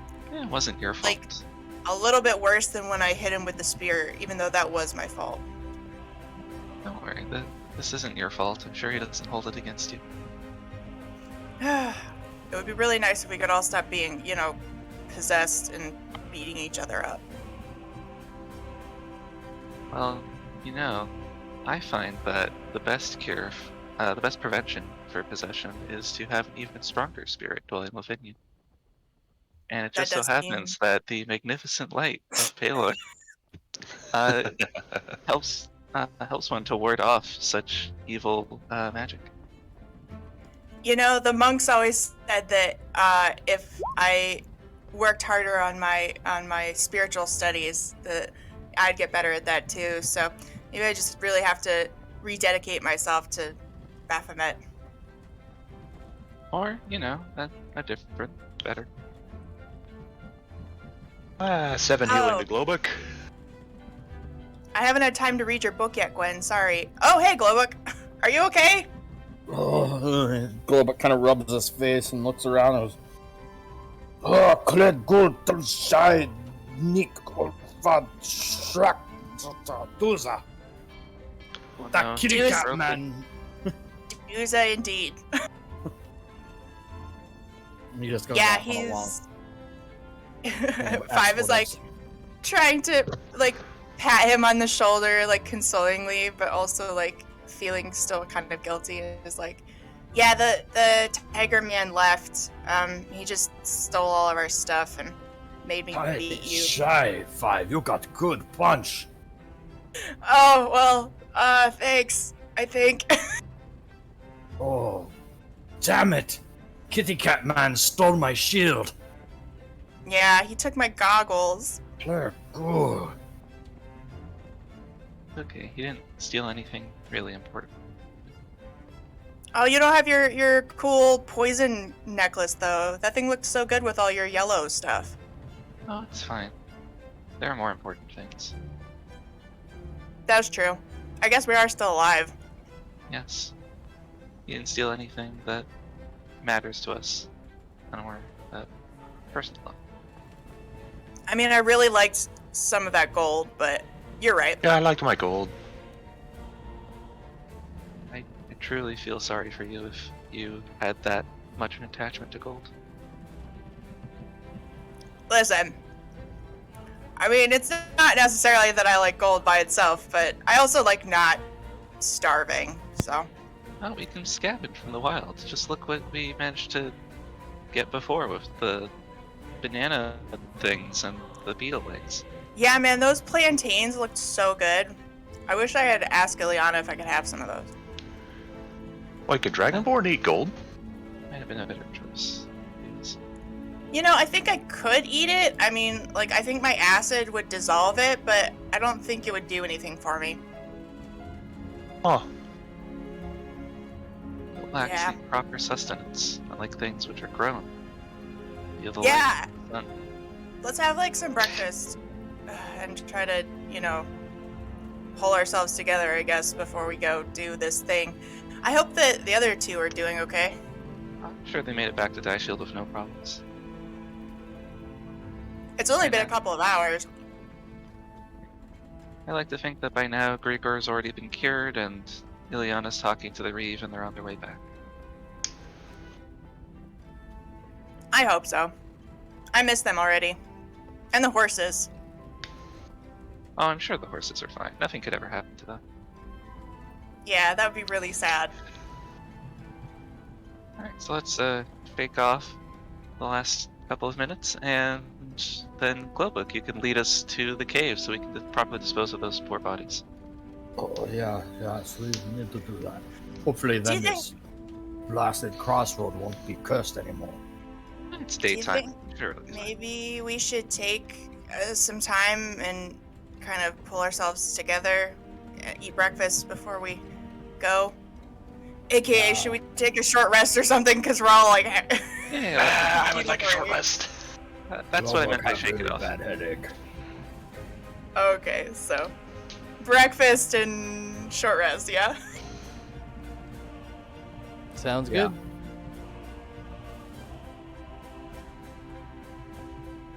All right. Well, what should we eat today? I know I need to have a break too. That encounter with that Rakshasa was terrible. Yeah, you guys can start expending hit dice if you want now for your short rest. I'll do it too. I mean, they all left us with some rations, so I was just gonna eat that. Just something simple. Tastes like a brick, but just basic. Sounds good. I'll join you in that. I mean, we don't need to eat fancy right now. We'll just get something in us and get on the way. Ooh, thanks, Barrel. Nice. Nice, that's right. The Song of Rest. It doesn't give you temporary hit points, right? It just takes you up to your max. Right. Yeah, my roll gave me almost max, but I got my 1 extra, so thanks, Barrel. Woo. Very nice song, Barrel. Yeah, you saved Atala and Key 3 one of their hit dices each. Yeah. Yeah, see? And myself. I have to say that's much better than Grigor's weird chanting, jumping around. You know, before I got woken up again by somebody robbing us and attacking us again, I was having this really nice dream where I was jumping around on like this giant kind of like squishy blue trampoline, and then I realized it was made out of that spore bread that Drex was telling us about, and then I was eating it. And I woke up and I think I was eating my pillow, but then I was being attacked, so I don't remember. That sounds very good, Five. I often love the smell of warm, fresh bread in the morning. Yeah, man, I want some of that bread so bad. When we get back to Die Shield, maybe Globuk could find a way to bake it up for us. I'm sure we'll find a recipe somewhere. Oh yeah, we should definitely try to make. Yeah, you can come back with me to the monastery. We can use their kitchen. It's real big, and you know, Griselda won't mind. Wonderful. Yeah, let's try it. All right. Well, how's everybody feeling? Are we all full up now? Oh yeah, feel much better. We're ready for anything that could happen. Please don't say that. Please don't. Nope. Nope. I'm sure absolutely nothing will go wrong. Oh God, why, Gwen? Why? All right. I well, mean, yep. I'm ready to take the way. If you want to follow, or if you want to lead us, Globuk, I'll follow behind you. Okay, yeah, we think we go, is it north from here? Yeah, I think that's what you said earlier. North until we find, well, a rock that's blocking off a cave, and you said it looked a little different than the cliff sides around it. Yes, yes. All right. Well, let's head that way now. let's start going then. Unless anybody else wants to stay around this wretched place. Definitely not. Nah. No, I have had it with this crossroads. So are we just leaving Key3's carriage here? Yes, I think maybe we should try and hide it somewhere. We could pull it off into the sides here, or around one of these cliffs and hide it there. Maybe behind this tree, kind of to the north of us. Although, honestly, this place is just, it gets robbed every single day at least 3 times, so you might sort of be doomed anyway. I guess I could change into an animal and I could carry the carriage myself. Really? What kind of animal? Well, something large that has a bit of strength, you know? And then we would all just take a bit of rope to tie it around me like a yoke. And that should work. Okay, I mean, I guess you have to be a strong animal anyway to help move the boulder. What are you thinking? I'm not sure. I'm thinking I'd probably just change into my direwolf form. It's one of the strongest forms I have. And, well, we can push on from there. Okay, works for me. All right. That's a good one. And she will change into a direwolf.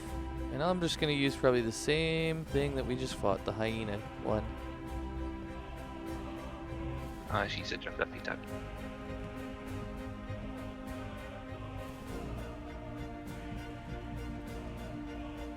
Yeah, look Alright. at that murderous face.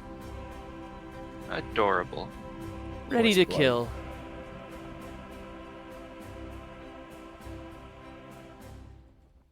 Okay, so you see Atala kind of get into position around Key 3's carriage, and she kind of motions for you guys to hook her up. Globuk will get a rope and help. Yeah. Do you think we should use 2, or do you think 1 will be enough?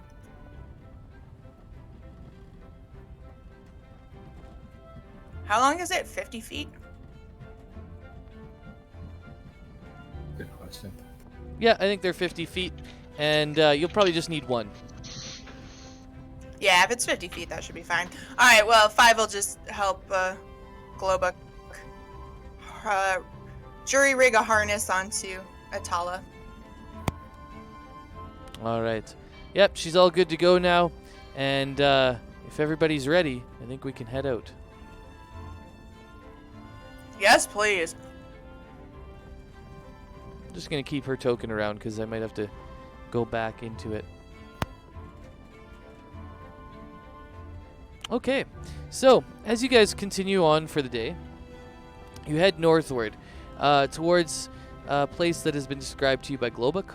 Globuk, as you're going northward, you recognize all of these different spots. You recognize the geography, the layout, the different cliffs. Some of the trees have gotten bigger and all that stuff. Different plants have arrived in succession.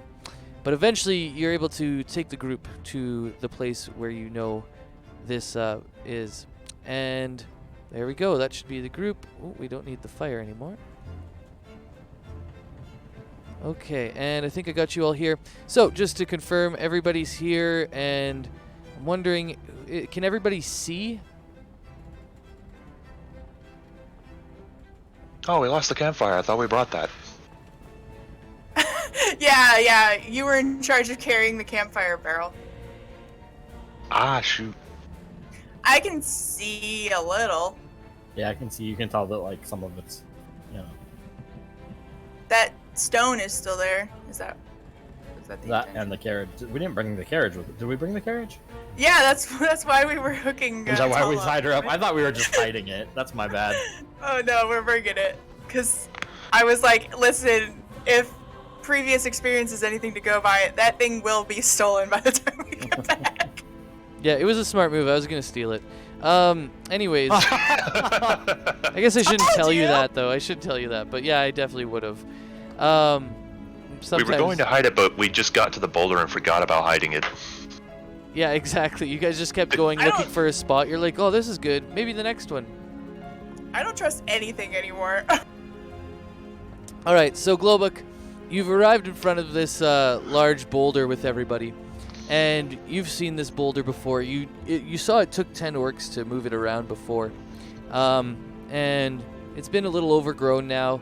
But you can still tell that this boulder is not the same as the cliffs around. And hopefully you can see that too as you guys walk around. Regardless, I want you to roll me... Well, let me know what you're thinking actually as you guys all approach this first. Oh, I bet if we moved that boulder, we could hide the carriage in there.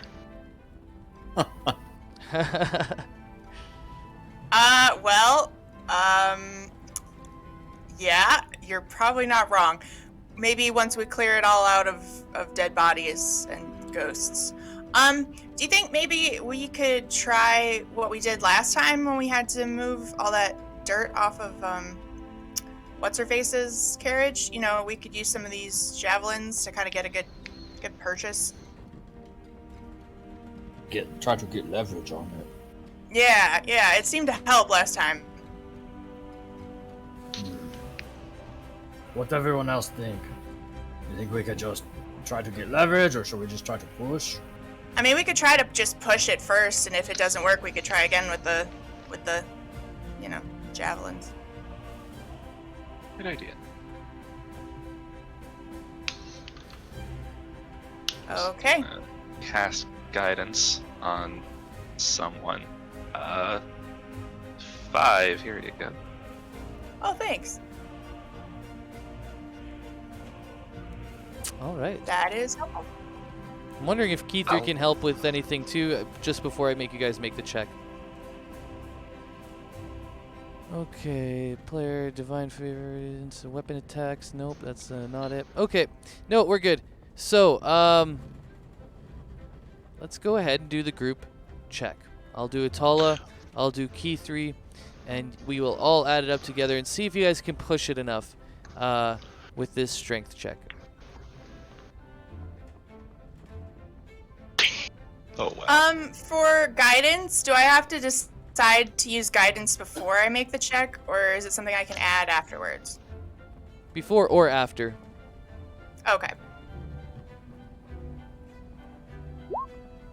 Okay, everybody. Get ready to push. Oh, shit. Well, listen, guys. I don't think a D4 is gonna save that at all. I mean, it's a cantrip, so you may as well just keep using guidance and I'll keep reapplying. We have a crit too, so I would say roll your guidance. It might come around. We've got like I Okay. rolled a 19 and a 23, so I'm carrying. My two people are carrying heavy weight right now.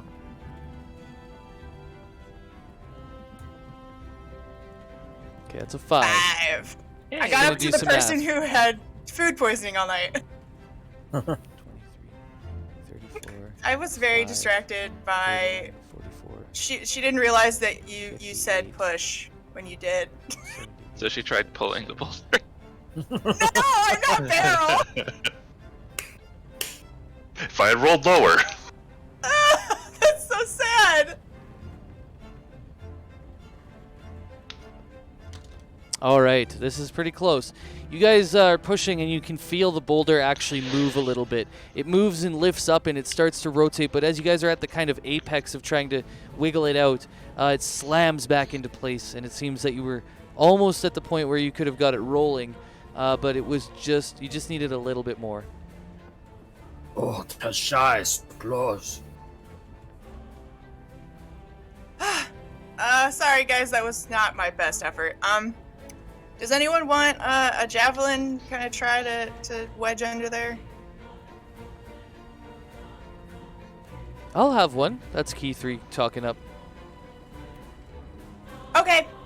I have 5 of them, so All Here right, you go. so you can all have Oh. a javelin, which means you can all have advantage on the next check, and our direwolf is just going to stay in direwolf form without the advantage because they can't really use it. Or actually, I guess you could make it work. Does anybody else have one extra javelin? I think I that's gave all all of them. mine to 5. Oh, yeah, I was just I have like all of them. huh. Okay, well then we'll just we'll keep Atala off the advantage, and everybody else roll advantage. And I'm gonna cast guidance on 5 again. Sounds good. Yeah, I would assume so.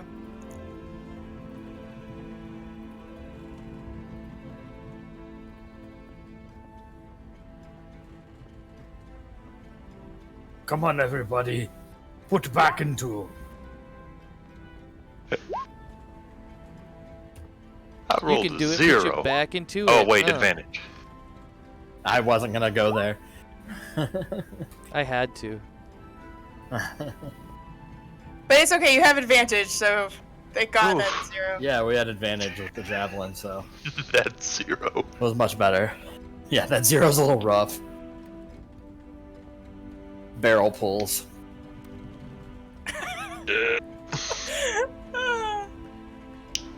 Oh yeah, you guys. He's actually just trying destroy to hold it this in time. place. You guys, this time when it gets to that point where it was lifted up but not out, you guys all push down on the javelins really hard, and that leverage acts as a perfect fulcrum to get this boulder moving, and it rolls out of the way, off to the side, kind of like almost crushing one of the trees down just south of you. Whew! Wipe sweat off my brow. Oh, That- good job, everyone. That was much better, yeah. As you roll the rock away, you can hear from the inside a sort of weird, eerie sound, a shuffling and kind of breathing. Shit.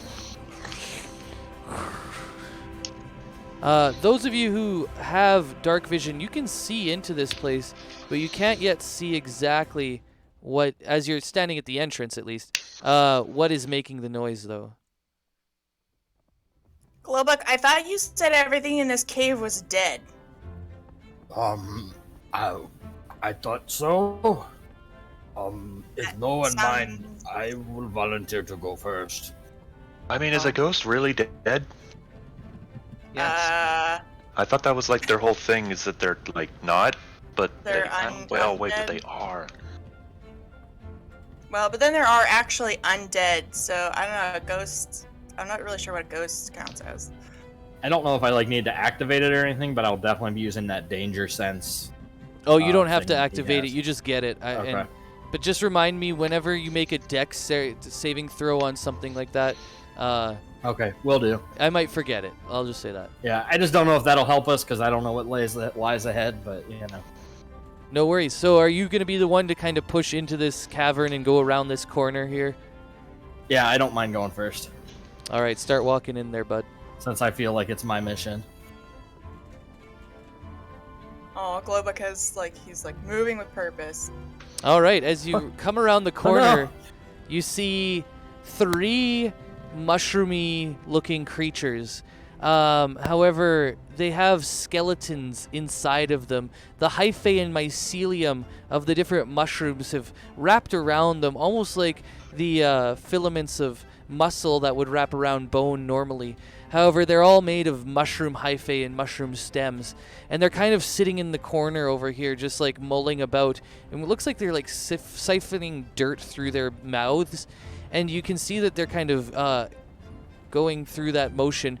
And however, you didn't roll stealth or anything, so they quickly hear your footsteps coming around the corner, and they look towards you, and they let out this sort of shriek.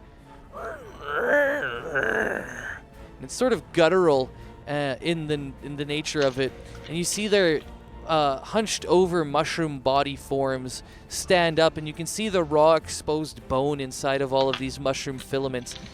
And as they start to turn towards you, you get the sense that they're ready to attack. And that's where I'm going to get everyone to roll initiative.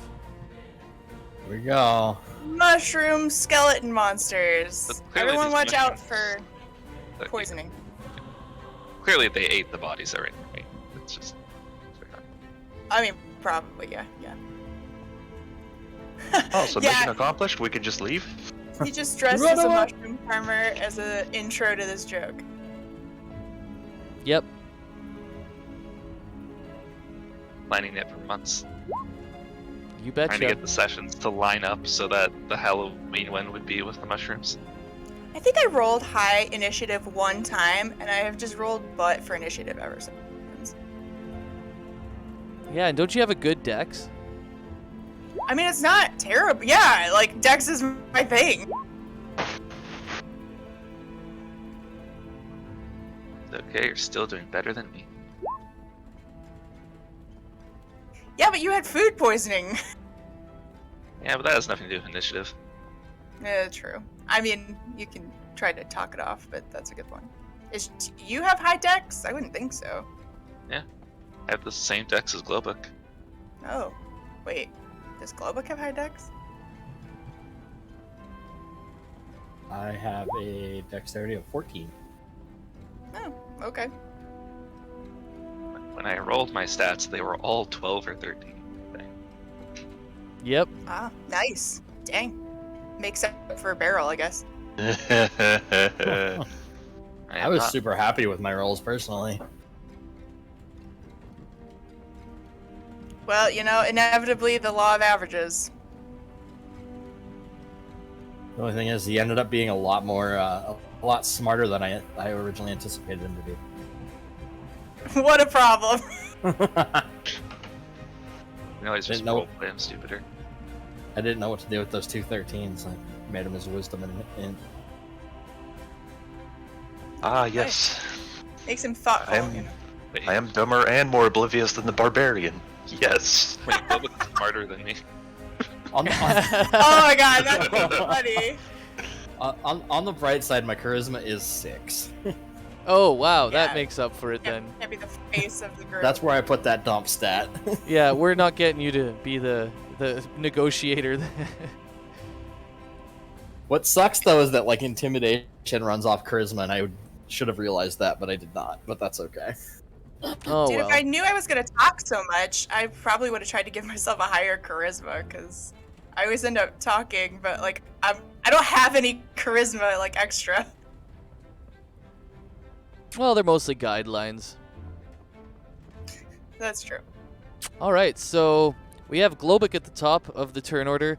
The dice gods have once again blessed him. It's interesting how they've been curating these different moments. However, once again, they have given you the top of the turn order. But before we get into battling, I'm just going to say we should take our little break here. 2 hours in, might as well do it before we get into the fights, because I won't want to stop probably for a while once we do that. So, yeah, take 5 minutes. We'll come back at the top of the hour, and we'll start off with Globuk, who's just come around the corner to see the mushroom skeletons. Yeah, BRB. shrooms. Okay, BRB.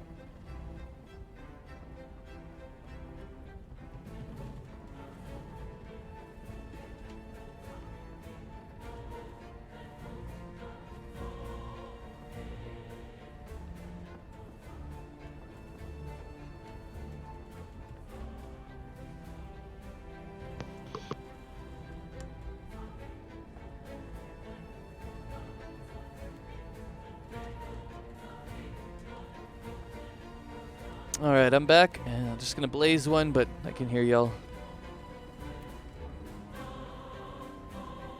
Cool, cool.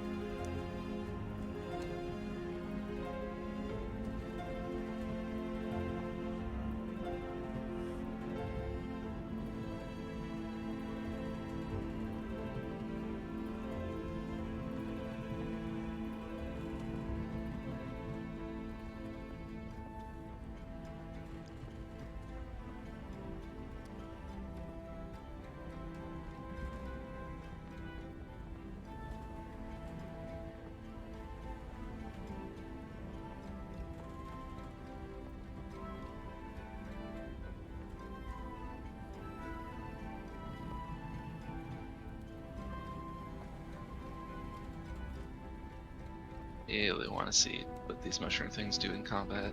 Find out if this is a like regular battle thing or more of what's been going on and we're just all screwed. Yeah, I guess I could say now it's a. If you're like interested in the more meta side of it and you want to go look up what creature this is, I've just reskinned a mummy essentially.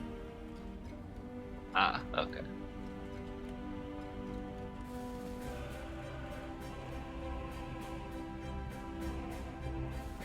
That is terrifying, but alright. Yep, wonderfully terrifying.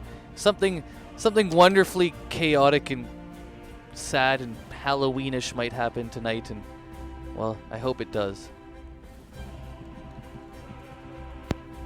This is an opportunity for our first character to in a random cave.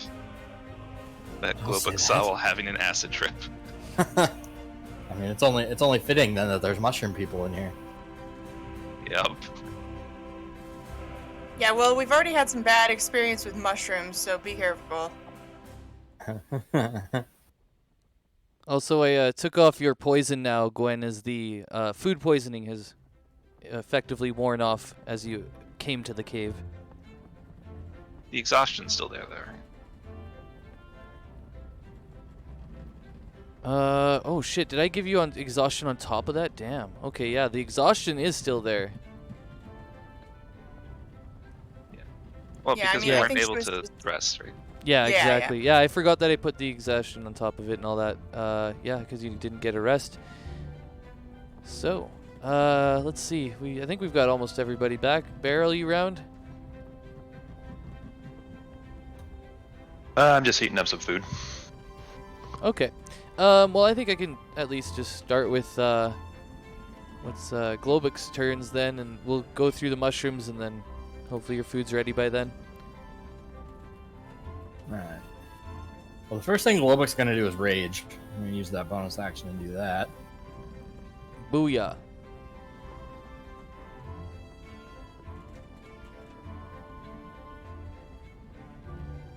He is going to move up. Oh, Nice thing our about- cleric didn't get a rest, so they don't have any spells. Oh. Yeah. Oh, I just realized that. One nice thing about not having that shield, I can go back to two-handing it.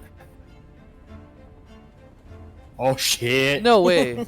Oh, you've got. Heck yeah. Oh, I thought it was going to be a 19 again and you'd crit, but okay, so you come down for 9 slashing. All right.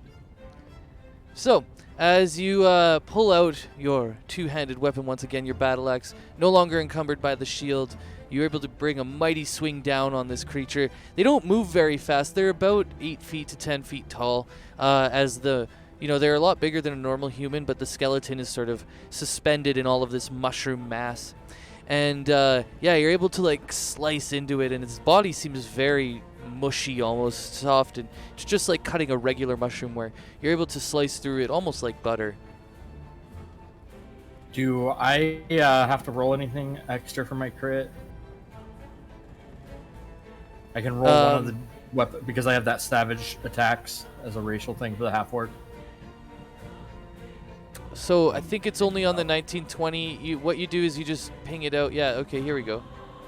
Oh, you just roll an additional dice. So it would, instead of rolling dice twice on a crit, you roll it 3 times on a crit for that one specific, and the damage dice is specifically added as the weapon. So it would be like, you see you got a D10 here. If you were to crit that, you would roll 2 more D10s instead of 1 more D10.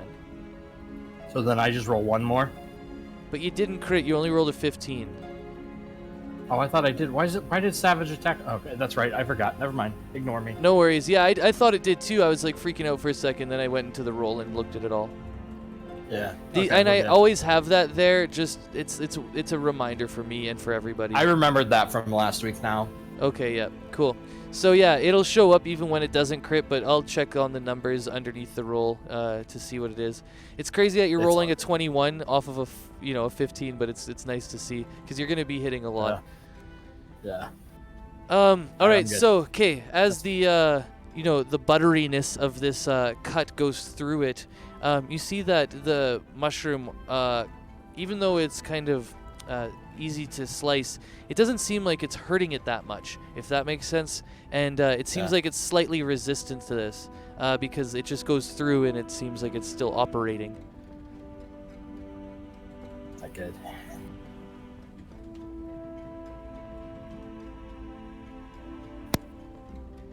That'll be my turn.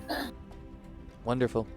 All right, let's see who's up next. It's going to be these 2 guys. And so, yeah, they're going to gang up on you as you run into battle. And I wonder if they can actually even move that far. They're pretty slow. They're undead. They actually only have 20. So it's going to do a little bit something different. One of them is going to attack you, the one that's in front of you, and the one that's sitting about 10 feet away from you. It's going to give you a dreadful glare. So the first one reaches out with its rotting fist towards you. Your AC changes a lot, but you're above 15, right?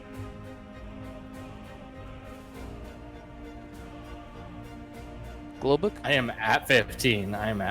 Oh, the loss of the shield brings you to 15, which means that will hit.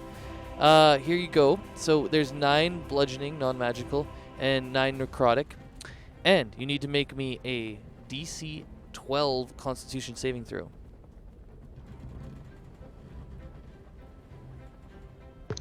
Oh, shit. Holy shit. All right, so your total hit points is reduced by 13 on top of that. So what happens is now you've taken 18 damage, but you would have been, it's actually reduced by your bludgeoning. So it's only 4, 13. And your total hit points now, your maximum is reduced by 13. So your maximum hit points will be gone down to 23. I think it says every 24 hours. So does it wait the initial 24 hours, or is it also immediate? Oh. Cursed with Mushroom Rot. The cursed target can't regain hit points, and its hit point maximum is decreased by 13 for every 24 hours that elapse. Yeah, I think I would stack it again at the end of the 24 hours, if that makes sense. So you take it once because you immediately become cursed, and you can't regain hit points. I guess it's separated by comma. This is really written weird. I see where you're coming from, though, Beryl. Yeah. That's effectively a lot of damage, though. Yeah, we'll leave it, because you're not going to be able to regain hit points. So we'll leave it like that for now. You're going to be at 23, and you would have taken, the 18 or the 13 from before. So I think you're at which, strangely enough, I think brings me to 23, unless my math is totally wrong, which is possible. No, actually, you're totally right. So you're still at full health, which is kind of funny because that is really weird. Yeah, it's like okay, cool. Also, just a minor bookkeeping thing. If you put your original maximum health in brackets next to the hit point maximum, it doesn't affect your maximum, but it stays there, so you can remember what your original number was supposed to be. Ooh, Thank you. I was actually interesting. just about to write it down, but that works. Yeah, I was just cool. I've memorized people's, but that's so much easier. Oh, I'm glad there's a way, because, man, there's a lot of things that affect your max health in this game. Yeah, and I've never seen this, so this is awesome. Thanks, Gwen. Stat decreases and stuff too. A lot in other games. Yep. That'll happen probably in this game too at some point. Cool. So you get hit with a punch that ends its turn, and then the other mummy that's coming up towards you, or pardon me, mushroom skeleton, looks at you, and it kind of stares into your eyes, and you get this dreadful glare upon you, and for a moment you feel really scared, but you got to shake it off. DC 11 Wisdom saving throw, or else become frightened by the mushroom skeleton. And if you fail by 5 or more, you're also paralyzed. Oh my god. No way. All right. Wow. This is why you don't go first. Well, Glowbook, you just got trying to be good. dunked on. What a turn. So, what's paralyzed? Why don't I have a good paralyzed? I'll just do the strike like this one. Whoops. Like you got lightning struck or something and you're locked in shock or something. Okay. Well, that means that you are now paralyzed, and I think you're frightened on top of that, so I'll add the frightening too. Or Glib. 5 severely. I was half joking about a character dying. This is why I keep telling you not to joke about this stuff. Oh, I love it. This is great. All right, Beryl, your turn. You just seen Glowbook get owned by these mushrooms. Wow, these mushrooms suck.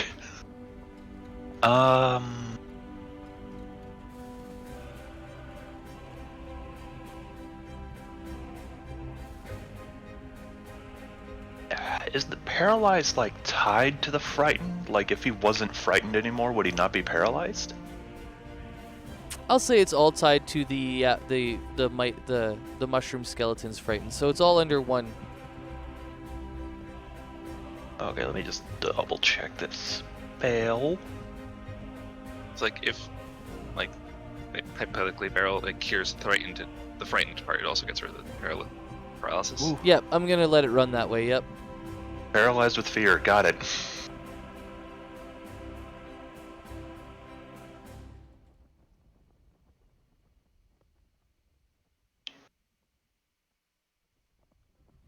It wouldn't make sense to me to have him like continually paralyzed and he's not scared anymore, you know? You're paralyzed with fright, but they got rid of the fright, but you're still paralyzed. Why? I was paralyzed with fright. Oh yeah, that does make sense. Or else this was actually just mushroom spores.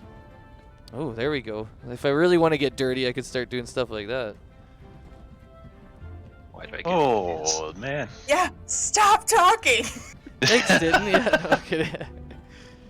No, we must die. I'm comfortable with my level of dirty right now, so.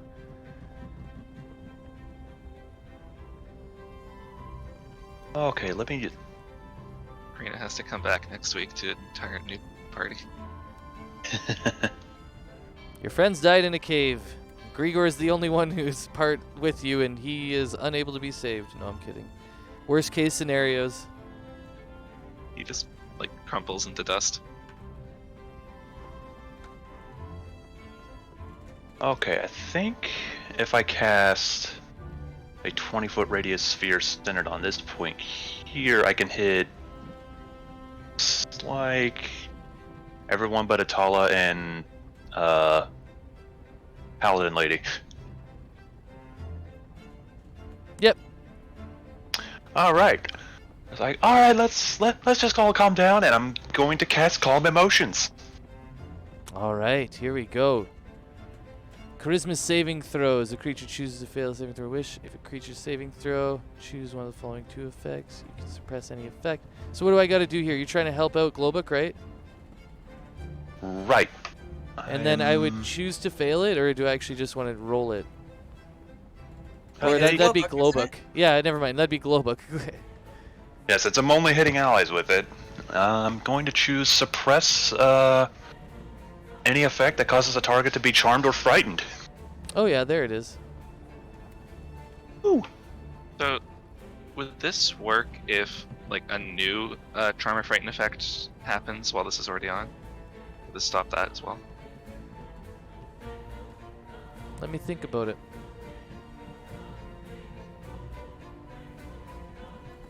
Let's see.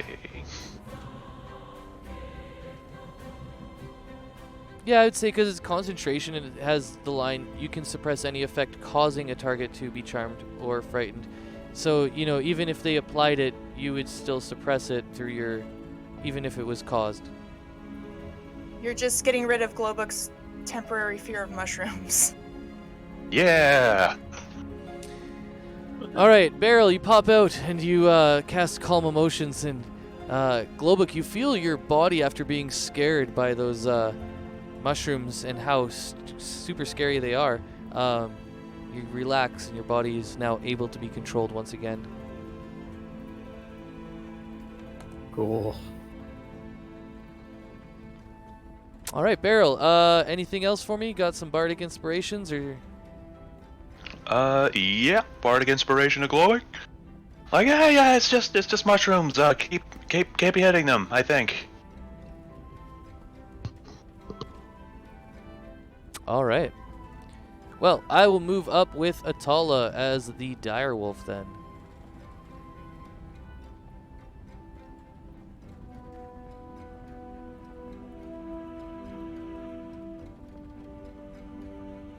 Perfect.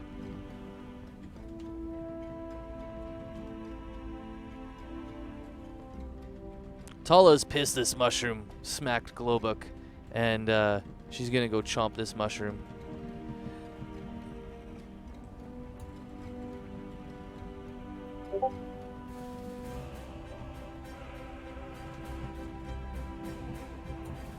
Also, Atala has pack tactics, which means that because our friend here, who is not incapacitated, luckily, is within 5 feet, she gets advantage. Didn't really need it. And because she moved super far, it's just a straight up strength one. So she's going to try and knock this mushroom prone and does 7 piercing damage to it. And you can see her magical fangs, the magic of it rings true for the damage. Now let's see here if this guy can stand up as Atala pounces on this thing. Tries to throw it around a little bit. Nope. Alright, so this mushroom's knocked prone as Atala kind of tosses it to the ground from her aggressive bite. And that is the end of Atala's turn. So, 5, you're up. Oh gosh, me already. Okay, so question. Are these like bioluminescent mushrooms or are they just sort of the regular kind? No, they have no bioluminescence within them. However, because you've opened up the area of this large mouth of the cave is lit with dim light everywhere. Okay. I can't see everywhere though. Me Oh, personally. fuck. Okay, one sec. I'm gonna put a bunch of light on you, and that way you'll be able to see. Oh, good. That's lovely. Thank you. Yeah, I was like, I assume I wouldn't have just walked into a cave like blind, like holding onto the back of somebody, but you know, because I'm not actually blind or walking into a cave, I didn't think of that until just now.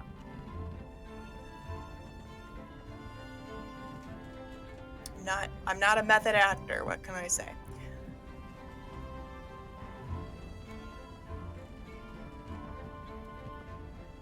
Okay, so now Yay, is there... okay. Yeah, we're good now, right?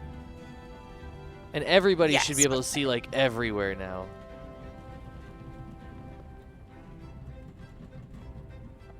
Then let me think. Unless you're caught off by, like, a wall or something.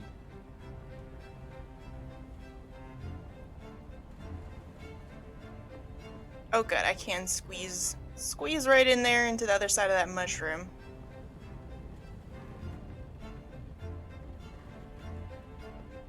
And yes, Gwen, we can... Whoops, yeah, Gwen, we can definitely do that. I'll just make this a permanent thing, and I'll make sure that she always has light on her. Ah, yes, thank you. That would be, yeah. I figure, you know... Well, you could probably just cast light on my javelin. I always, like, have that. So... Perfect. Yeah. I have, like, 50 billion javelins, so, you know, if we cast light on my main one, I could always, like, throw the other ones if I need to.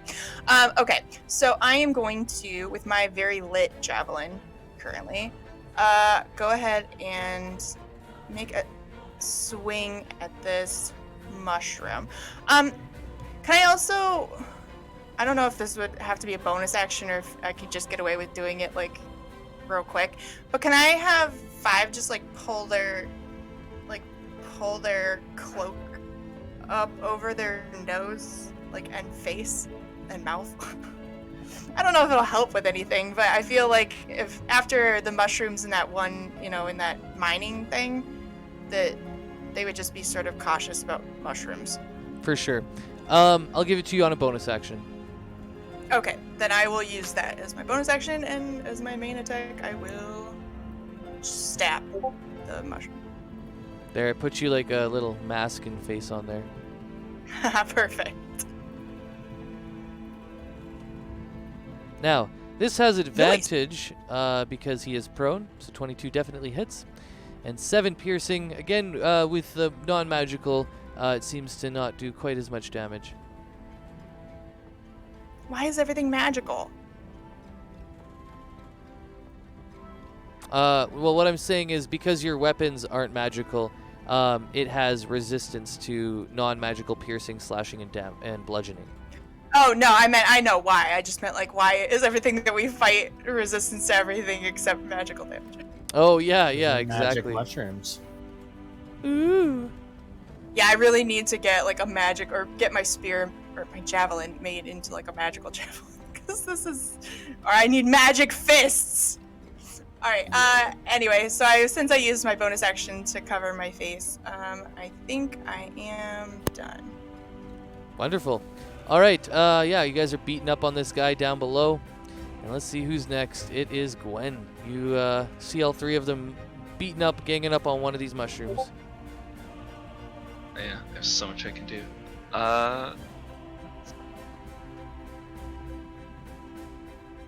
Move over here, and yes, it is cantrip time. So we will Sacred Flame the mushroom everyone's beating up on. Nice. This magical... oh, wait, no, never mind. Like 12 hits, and then I'm like, oh, wait, no, that's the T. I gotta do the save first. Chill out. Oh, he is able... Oh, wait, but because he's prone, but that's disadvantage, but it's still the same. He's able to kind of like shimmy out of the way on the ground of your radiant damage that comes down. Does he still take half, or is it? Nope. No, it's because it's a all- cantrip. Cantrips. All right. And then I will pass the turn after that disappointment. Man, these guys are not fun guys. Hate you so much.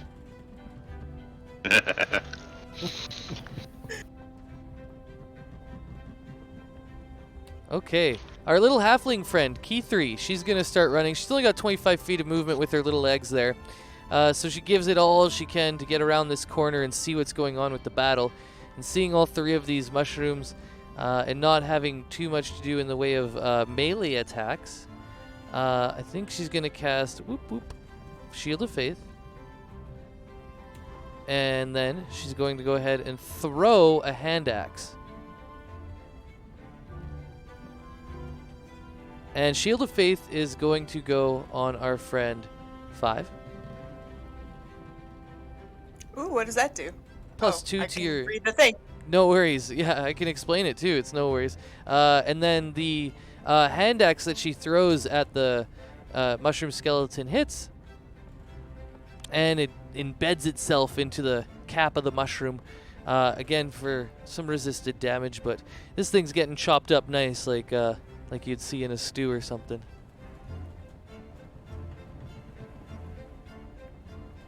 Oh wait, disadvantage, that's- but that's fine. Just a reminder. Sorry. Go ahead. What were you gonna say? Oh, I just said that's concentration, so let me know if she loses concentration. For sure, I'll try and keep on top of that too. But yeah, because just a reminder, anybody who's prone, like this mushroom is crawling on the ground right now, and it's prone, that will be disadvantage at all ranged attacks. So I just have to remember that. Anyways, that's the end of Key 3's turn. And now, oh, it's one of my mushrooms. There we go. It's gonna walk up and let's see. There's 3 targets there. Let's roll for it.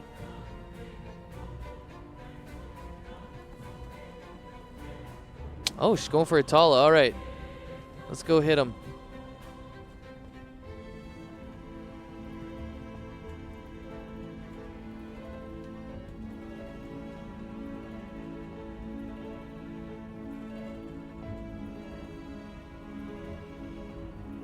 Okay, here we go.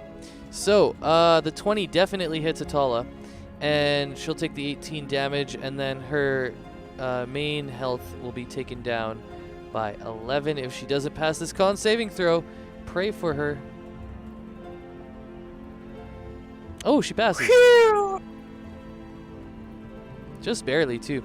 All right, Dire Wolf. I'm going to do a quick little thing on the HP for the Dire Wolf. 37, cool.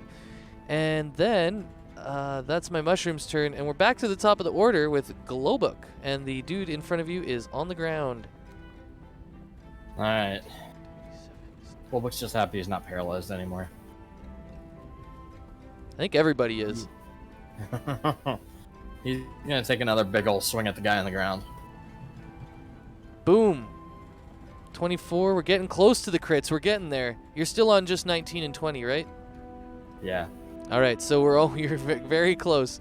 This one comes down again. You guys are chopping him up. It seems to be maybe a little ineffectual, but you guys are getting there. Cool. Yeah, that's it for my turn. Hey, keep it fast and easy and dirty. It's fine. Fast and dirty. Yeah. Yep. All right, my turn then, I guess. 2 of my dudes. And let's see. This guy, he's already used his Dreadful Glare. I'm just going to see who's going to attack. Atala. Okay. So, let's get the turn order up. The first one attacks Glowbook. Oh, he's got to stand up. So he's going to stand up, and then he's going to attack Glowbook.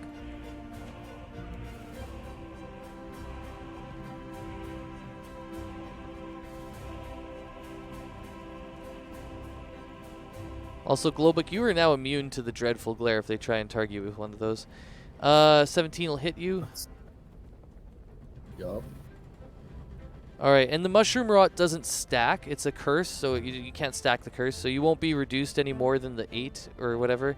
But you will take the 6 bludgeoning and 8 necrotic for 14 damage as this heavy mushroom fist hits you and you feel a bit of magical necrotic energy seep into your body. I take the full necrotic, or is it just 4? Oh shit, you just take half now, because yeah, your rage is super rage. Yeah, it's super rage now. I forgot you have super rage now, basically. I forget what it's called. But yeah, actually you only take then 10 damage from it. Ooh. Okay. I'm just going to go up to our other attack too, because I'm pretty sure we forgot it on the last necrotic damage too. When you took 13 from the 1, you should have only taken a total of 8.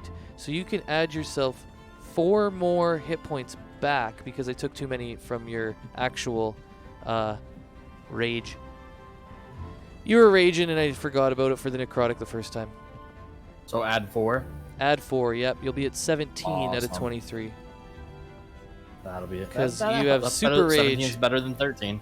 Yeah, Yeah, exactly. Thanks, Forge. Yeah, Forge has got your back. He really is, he's a strong person to have in your, or spirit to have in your corner.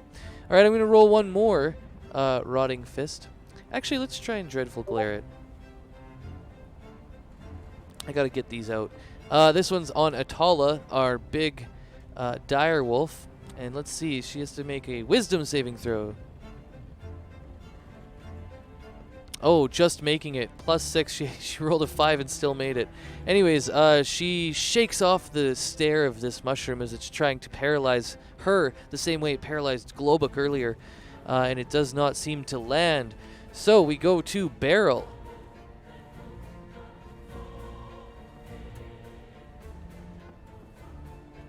Oh, well, this all seems terrible. Do I have any spells that can work here? Don't think so. Just literally anything that will hurt it or hurt multiples at once would be great. Yeah, about that. I think Beryl's got mostly a bunch of support stuff, so... Yeah, and I'm concentrating, so I can't cast a lot of them. And healing doesn't work here. Yeah, because Globuk can't take it right now. So you have like a bow and arrow? Yeah, but they don't seem to respond well to physical damage, so... That is an unfortunate point. Might come No down to reason spell mockery. others. Yep, looks like vicious mockery time. Alright. Mushrooms aren't real vegetables. Alright, I Did anyone remember hearing think that. that They're not mushrooms were vegetables? I thought that was a good... I think he's talking like that would be a vicious mockery.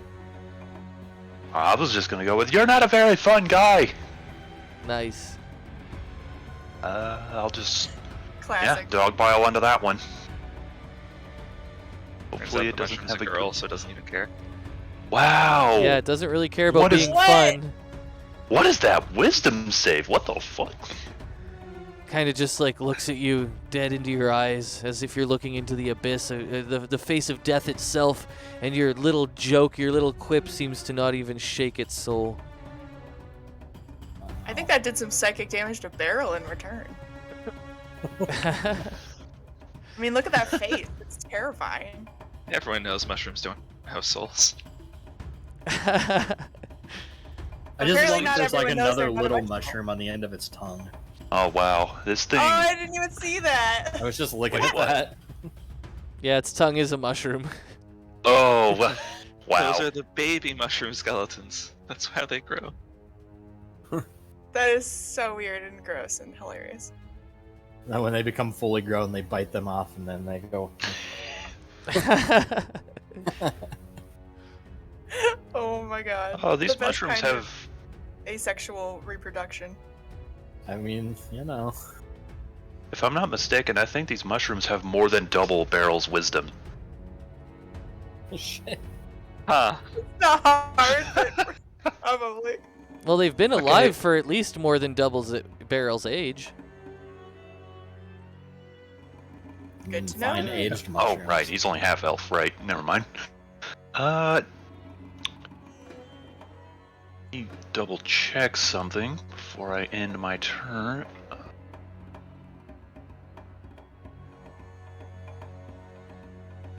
Hmm. Hmm.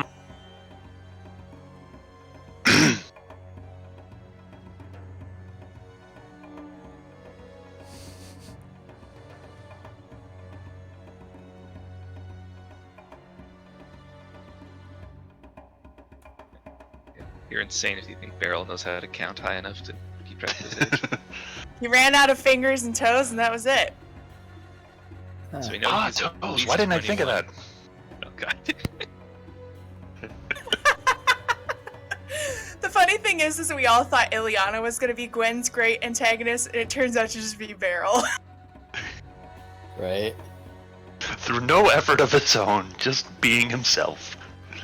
I'm gonna hold on to my inspiration, actually. Because I keep forgetting about that other ability I have. It's a pretty good one. Definitely came in handy with the Duragar, if we're thinking of the same one. So that'll be the end of your Yeah. turn? Yep. All right. Then I will go ahead with Atala as she continues to chomp down on this mummy. And then who's after? 5. Okay, so yeah, I'll go ahead and do this chomp. And then 5, you're on deck. You can go ahead and just even let me know what's up, because I can do all the other stuff in the background. Oh. I mean, God. I mean, what else is there to do except stab the mushroom? So I'm gonna. I'm so glad you enjoy stabbing the mushroom. Is it still prone? Unfortunately not. This time Atala was not able to beat its strength check as it rolled I think like a 19 on that too. 18 on that. So Atala tried to throw it to the ground this time, but it didn't work. Oh, okay, so it had gotten back up. But that attack well, lands for a nice little stab in the side, perforating the top of the mushroom. Oh, 11 hit? 11 is its AC, yep. Oh, dope. Okay, sorry, I didn't think that would have They're worked. big, lumbering, Okay. and dumb, kinda. And they don't move fast either. That is fair. Then I'm gonna go ahead and use a key point to take Flurry of Blows. Flurry it up. Hit me up with the pound town. Nice. A 20. Wait, there's 2 of them there. Okay, good. You did it already. Perfect. So, we see another 11 damage coming down onto this. Resisted, but still looking good. Is all 3 of your strikes this turn hit? And I will do the thing to knock it prone. Wicked. You're going to expend a key point. Or I guess you already did, so now you have hit Yeah. it. Open So it needs hand. strength saving throw. Wicked. Or And- no, sorry, dexterity. All right, and your key save, I think I made something on your sheet under attacks where you can just click it, but I don't know if I finished it. It's a fail. There's no way I know your key It was save. 12. Yeah, it starts at 8, so it fails. It goes prone again. You guys are just Don't kicking even this think thing about it. down. Yeah, between you and Atala, this thing is not going to get back up. It just keeps standing up and getting knocked back down onto the ground. Yep, and I'm wailing on it like I wailed on Glowbook, but against my will. All right. And then we can go to Gwendolyn. Yeah, I don't think these mushrooms are praising the sun enough, so we are going to fix that. All right. Do you want to flavor it while I read this, or do you just want to let's get into it? The prayer is very long. Basically, I'm not gonna recite it, but basically she lifts up her shield again, starts praying to Palor, and the sun on her shield starts glowing, and eventually releases like a flash of light that burns some of them, apparently. Yeah, definitely. It looks like 2 of them get burned pretty bad from this, and it's half as much on the successful. Perfect. So I'll roll through some damages. None of this is resisted as the magic burns through the mushrooms, and you can all hear it kind of sizzling, and a smell of like cooked shiitake mushrooms comes through this cave that you're in.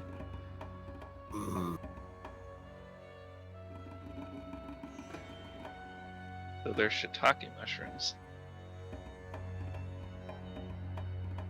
Those are good ones.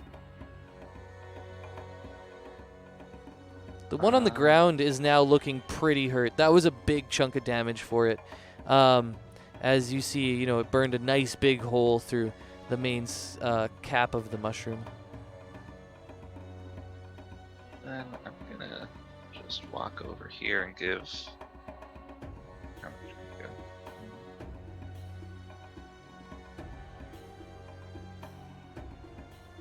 Yeah, I'm gonna walk over to here to give these mushrooms more targets. All right, you get into position, hoping that you can maybe draw away some of the attention of these attacks that are coming now from kind of behind 5 and behind Atala in her direwolf form. All right, is that your turn? Yep. Wicked. I will move to Key 3 as she is going to move up now, her stout little halfling body, entering the fray. I think I can maybe, I'm going to let her sneak in right beside Globuk because she's kind of small, and she's going to squeeze right in alongside the cave wall there. And yeah, she's going to go ahead and drop melee attack.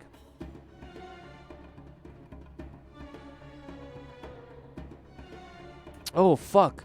Her trident was stolen. Yeah, it was. Did you not mark that off? I just remembered it. I just noted it. So what she's actually going to do is, what do these guys look like? Maybe we can do this. Yeah, here we go. We're gonna turn the faithless. There's a lot to this, but essentially we make wisdom saving throws, and then it's turned the same way that the cleric can do it. However, this affects specifically Fae and Fiends, and these mushrooms are a type of Fiend. Oh no, they're not. They're undead. What? Okay, never mind. Guys, I've been thrown off by not having my trident and Key 3 here. So. It's okay. She hasn't been with them that long. And Paladin's actually a new one. I built her so that I could practice Paladin. She's going to dump 20 healing to people. Let's see. Is this an action? Yeah, you can touch. Have any of us taken damage except Oh for my the god. guy who can't Yeah. heal? Oh wait, Atala has, I think. No, You those can are heal temporary. Atala. Those are temporary, actually. Okay, so Looks taking some, but not, you know. yeah, you can't be be healed though, unfortunately. Oh, I forgot about that already. Yeah, it's a bitch. Globuk is effed. Retcon. She's not coming into the fray. She's gonna stand back a little bit and watch you guys for a bit, seeing if she needs to heal anybody else, and she's gonna use a blowgun Does attack. she not have a weapon? She has a blowgun now. I've attacked here. She's got a 13 on the attack. She has hand. Okay, Trident, I'm like, they got do you stolen by the need a cat weapon? I have so many weapons. Yeah, she only has ranged weapons actually, but she has hand axes and blowguns, and so she's gonna use her blowgun to attack this creature here. She hits, and she's not attacking the one that's prone. She's attacking the one that's behind 5, because she doesn't want the disadvantage. And she hits that one, and then we can go to, yeah, my mushroom. I actually didn't mark it off on the sheet, and then I remembered. I was like, oh yeah, I was supposed to do that. Anyways, this one's gonna attack you 5 as the mushroom skeleton reaches out with its necrotic fist.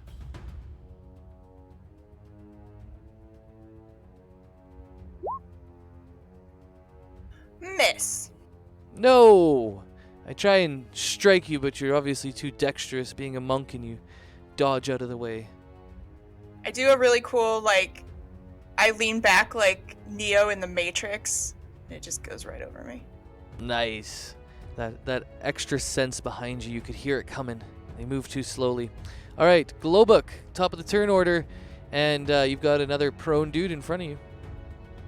All right. Well, the first thing I'm gonna do is take that bardic inspiration and take a big old swing on the guy laying in front of me. Nice. Guess I. Oh, so close to the crit too. Once again, yeah, this is 7 damage coming down. He's really close to dead now, actually. Maybe a couple more strikes, depends on who they're coming from, but it looks like the one on the ground will probably perish within the next little bit here. Anything else? He's just gonna yell, "Ka ka ka!" I think that's it. Nice. All right, I'm going to stand this guy up now, and we're going to do 2 attacks. And one will be on... well, I'll roll them. Let's roll them. Let's have some fun. You guys are all there now. It's a big old battle, and these guys are right in front of you. Oh my god, no way. 5, I'm sorry. 2 necrotic fist attacks coming to 5.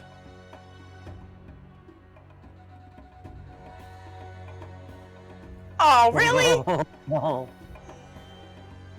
Well, I guess would the first one put you down? No, it wouldn't. So then, yeah, they would attack you again. 19 over the top. No, you wouldn't die automatically. Okay, cool. So, 5. The 2 mushrooms that are about to attack in unison, they both seem to just look at you after your matrix attack, and they see it as an opportunity to hit you, and they both do it at the same time, coming down on you. I do need you to roll me the Constitution saving throw. And then we'll get into the fact that, yeah, you're knocked out now. Unfortunately, their punches are a bit too intense, and you were knocked to the ground. Ooh, and your total health is reduced by 12. So, you have a max hit points now of 6. Do I have to do the save for the second one too? Are you gonna kill me? No. The second one, just like how it didn't get applied to Globuk twice, the rot is the rot, the curse is the curse. Once you have it, you have to wait 24 hours, and then it'll be applied again on the 24 hours. Alright, so give me a second. I have to figure this out. Oh, wait. What did you do to... Oh, no, it's the curse, not the actual attack. Okay, never mind. Yeah, that's how it's written. Go ahead. What were you going to say? Okay, so... How am I supposed to set it up for temporary lowered hit points? You can Just put change my hit point max? No, actually, so I just learned this, so maybe Gwen could explain it a bit better. But you go to your hit points, your current hit points, and you put a space beside it, I guess, or your hit point maximum, and you put a space beside it, and then you put it in parentheses. So the one, like your old total, you put into brackets next to what you want what your current maximum is. So, like if your old total was like 25 or something, and your current one is 12, then you write 12 space bracket 25 bracket. Yep, and so you'll go to Okay, so what did I lose? Hold on. You're now up to 6, and you're gonna 12. be. Okay. Yeah, so you should be at a max of 6. And yes, Okay. Beryl, it does seem that unless you can remove the curse, you will not be able to heal 5 until the curse is removed. Well, the first attack, then, I mean, did it do the damage and then decrease my hit points, or did it decrease my hit points and then do the damage? It does the damage, then decreases the hit points. And the maximum doesn't really affect the total of the damage, if that makes sense. So yeah, it's the damage first, then the reduction. So I would have been unconscious after the first hit, I guess? So does the second one just, like, negate 2 death saving throws? Oh, I guess you would have been. I added that up incorrectly. Yeah, you don't have any resistances to bludgeoning or necrotic. So actually, the second one goes to Atala, and I'll roll. Well, obviously we rolled it, so then it was a 21. Okay. It hit. Yeah, so the second one just goes to Atala. Yeah. And I guess it doesn't say if you resist it, you get to not do it again. So I'll roll for Atala to see if she gets trapped up in this, and we'll keep going.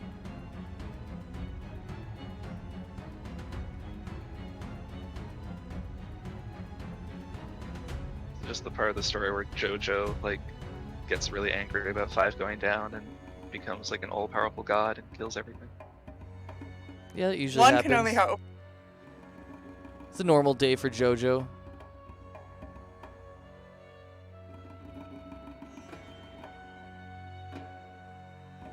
Okay.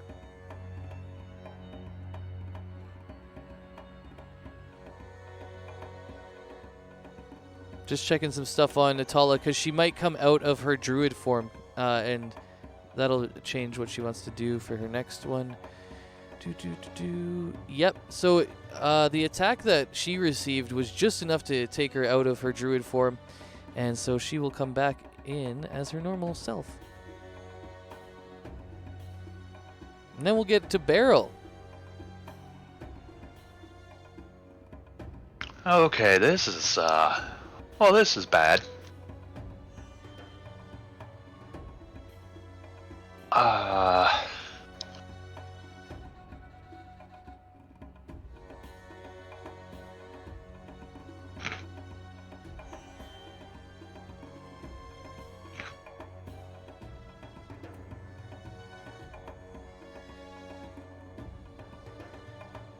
Yeah, I have all these spell slots that I could be healing with, but no. Okay, this could be a bad There's idea some magic or a good damage. idea. I'm gonna drop concentration on calm emotions, and I'm going to cast Bane. Wonderful. So a charisma save on all 3 mushroom things. Booyah. Fail, fail, fail, I believe, or is yours 13 right now? Oh, my save. DC is 13. Okay, so fail, save, fail.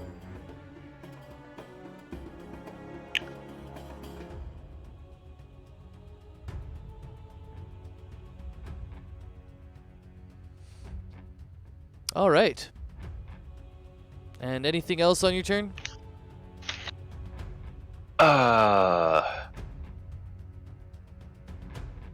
Double check something. Oh yeah, I see that. Is he immediately paralyzed again? Well, if the Maybe- duration of the fear wore off during the calm emotions, then it still wore off. True. But does it actually like remove it, or does it just temporarily delay it? It suppress. I believe it. Let me double check because I was checking something else.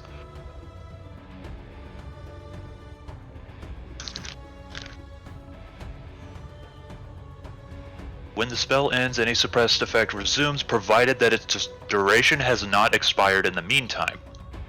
Okay. Well, a minute in combat is usually 10 rounds or close to, so unfortunately, Globuk will become paralyzed and feared again.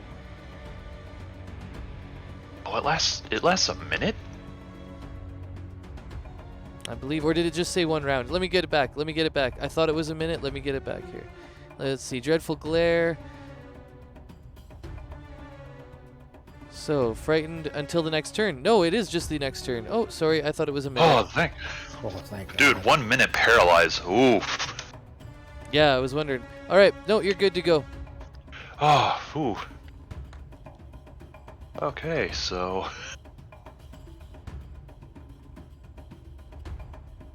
Yeah, oh, and I forgot As to a- tell everybody, these are actually just reskinned mummies. Usually I tell you guys, like, if we're fighting something that's kind of new or different or whatever. So, yeah, if you're interested in the actual sheet or whatever, they are reskinned mummies. But anyways. and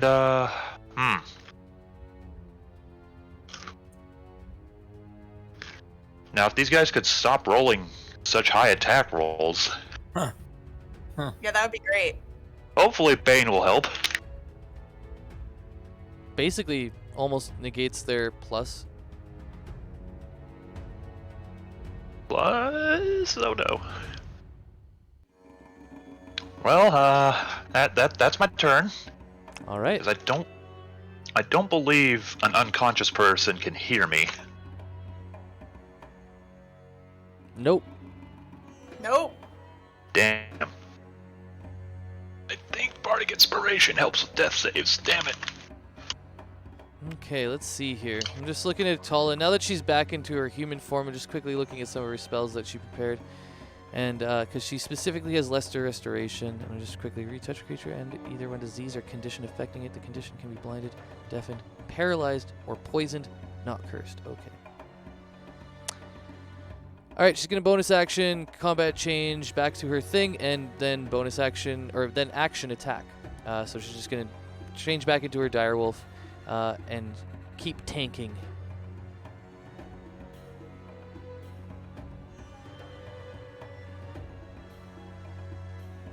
Doop, doop, doop. Got rid of the direwolf because she got killed, but I should have just left it.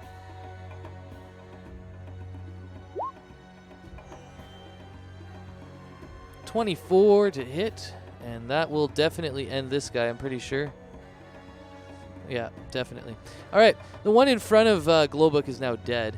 As Atala changes back into her direwolf form, you can see she's like kind of pissed off when she gets knocked out of it, and she just quickly turns back into the direwolf that she was before, and lands a chomp attack on this one mushroom, and it cracks its neck in half, and kind of the top half of the mushroom skitters off down the road with the cap, and that will be her turn, and one of them's down.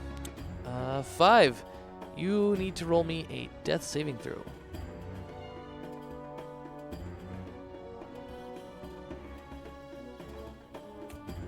Sorry. Okay.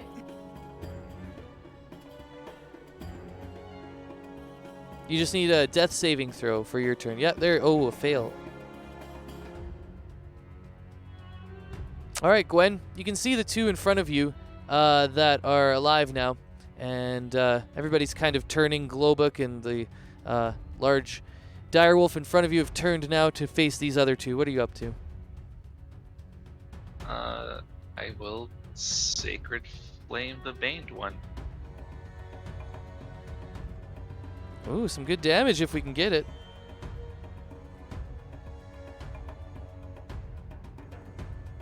There you go.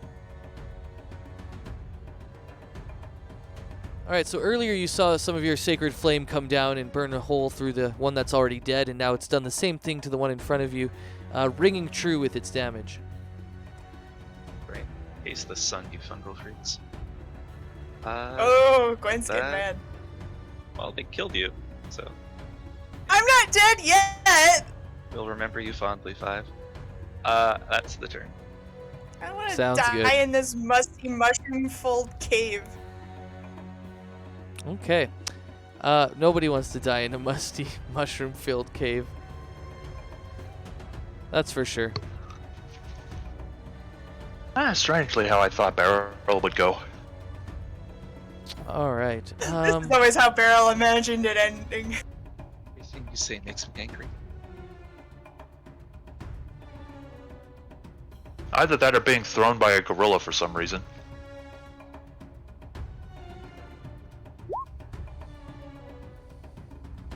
So, Key 3 is going to come and try and save our friend.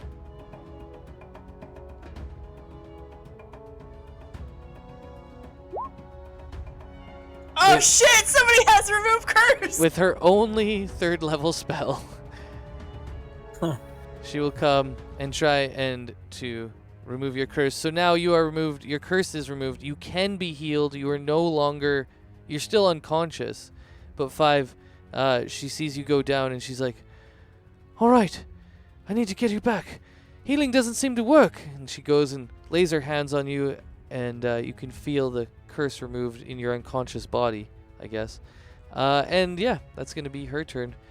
Oh, no, wait, she can... Yeah, that'll be it.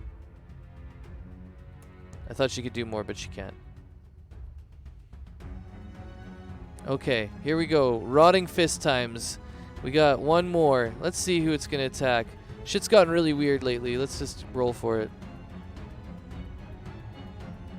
It's Tala. Fuck, okay.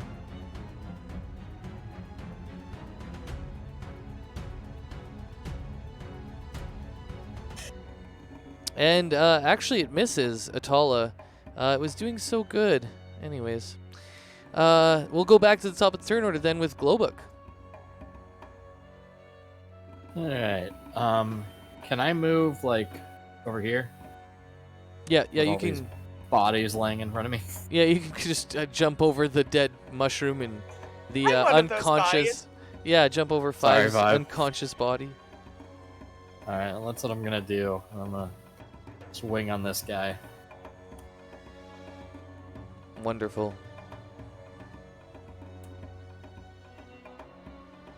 All right, that hits. All right, so these two guys, they're getting beat up kind of at the same time. But the one that's in front of Gwendolyn is looking a little bit worse for wear. All right, anything else, Globuk? Nope, that'll be it for me. Take that guy to the turn order. Let's go ahead and roll again for some attacks. Did it do it? Was that the right one? Yeah, it is. It's just a 2 again. Oh my god, okay. I guess I'll attack our direwolf friend again.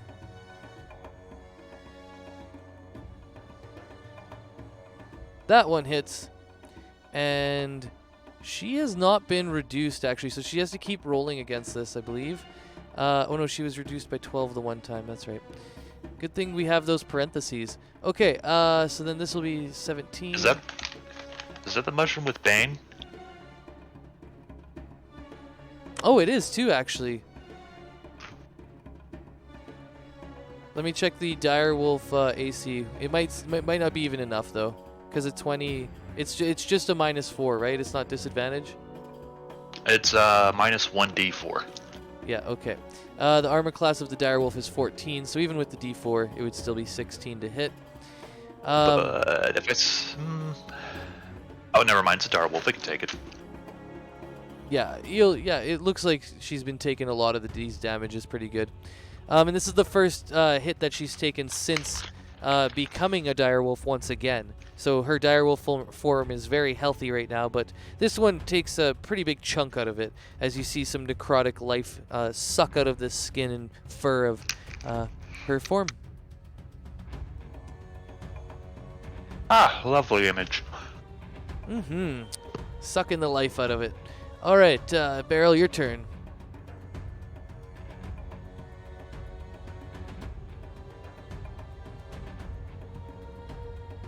Alright, luckily this doesn't interrupt concentration. Gwen! Why would you say that? Okay, get first off... Ban chat. First off, bonus action healing word on 5. Of course it heals a 4. Because that's just poetic. Wait.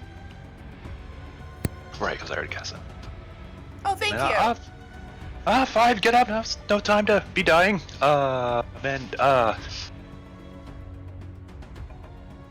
Okay, well they don't seem to care about insults, so what? I'm gonna do something silly. I'm gonna pull out my short bow. And I'm gonna try to shoot one of them. Hell yeah. Good luck. They're pretty big, easy to hit. Oh yeah, you hit. Yay! I'm shooting the one that is not baned. All right. You see the arrow go through and puncture another little hole into the cap of the mushroom, and you can see the two of the mushrooms now look about even in the amount of damage they've been dealt. But the one in front of Gwen's still a little bit more cut up. Oh man.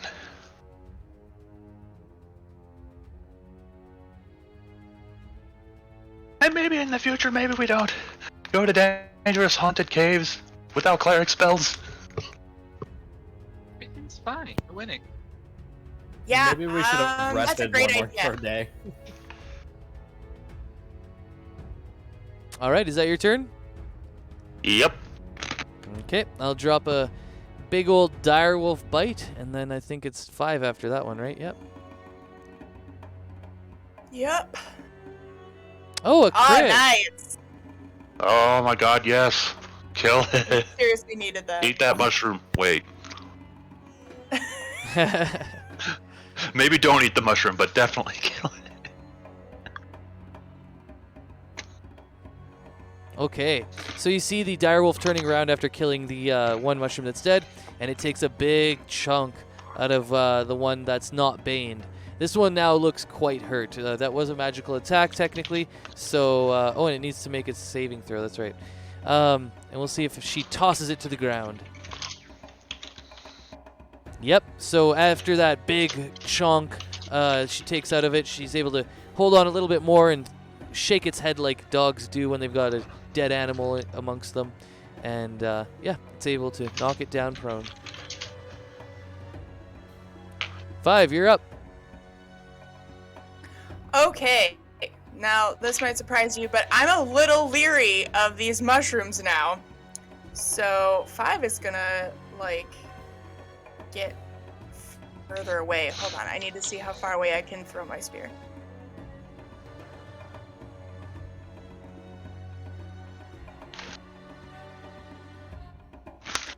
Where does it say?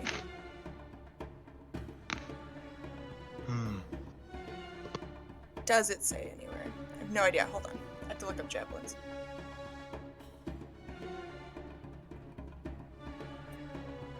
You'd think I'd remember by now, but no. That's fine, no worries. I mean, I gotta look up stuff all the time. Can't expect Okay, everybody 30 to to know 1. everything, you know? Especially most of us are pretty new to this, so... Okay, well then I'm going to get 30 feet away from this one. Alright, and did you say you're gonna use a disengage? I am going... I think I can do... That's Step of the Wind is disengage. Can disengage. Ping it out for me and let's Let me- see. Monk is a newish class to me too. I think Monk and Bard are my 2 newest classes. And Paladin I never really had. Yeah, okay, it is. Yep, that's the one. Yeah, okay, so I'm gonna Step of the Wind to get out of there.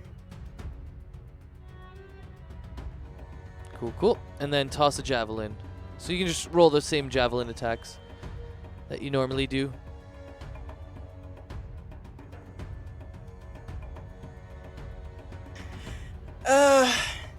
Nope.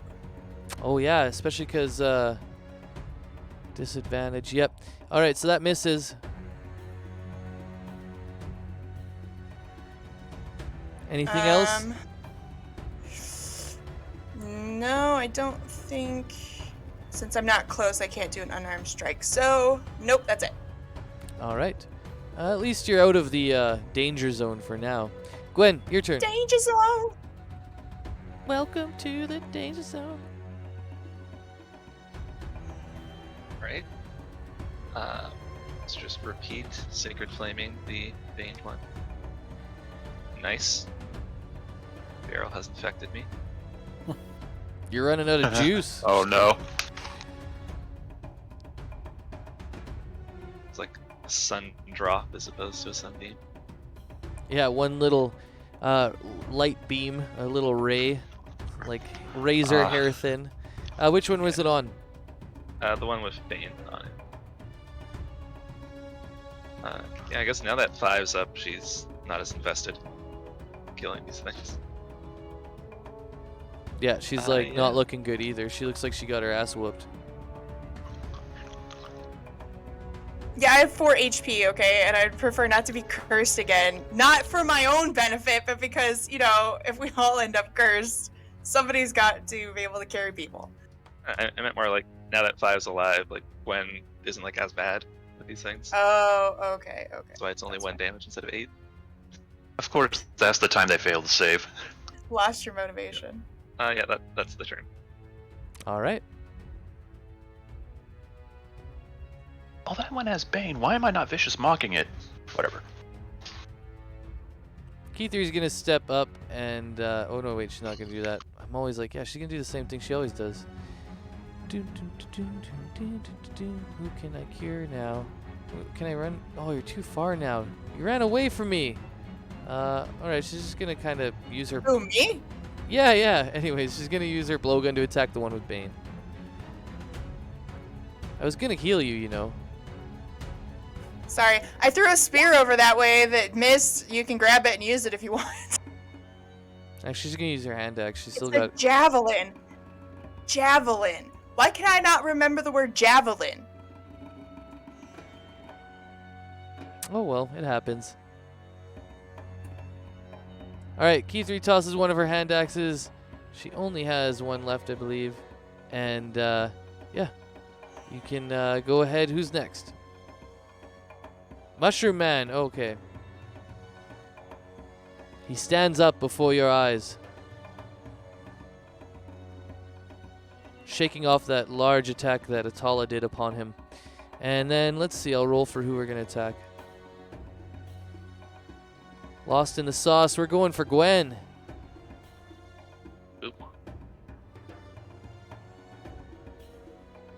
Didn't need it. Alright. Alright. Yeah. Try and Still slide good it in to its do. eyes anyway.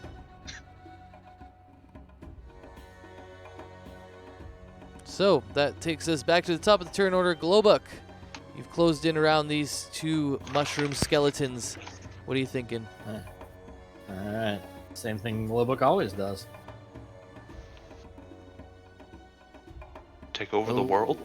That's what I was thinking. Well, you know, the chat kind of led me to that, I guess. That's a miss, correct? Oh, yeah, that is a miss, unfortunately. Shrek! And that'll be his turn. Oh, you rolled a 4 and still got a 10? Jeez.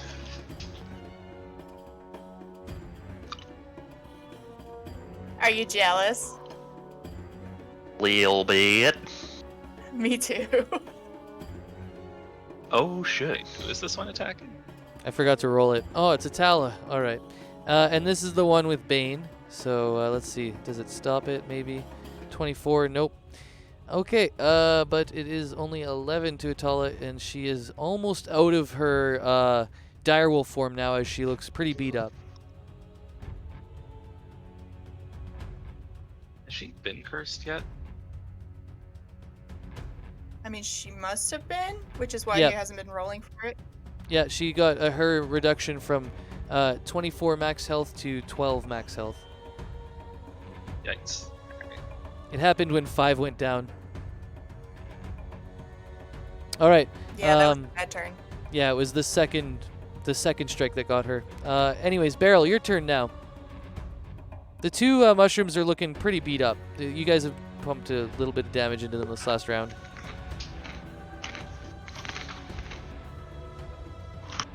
Okay.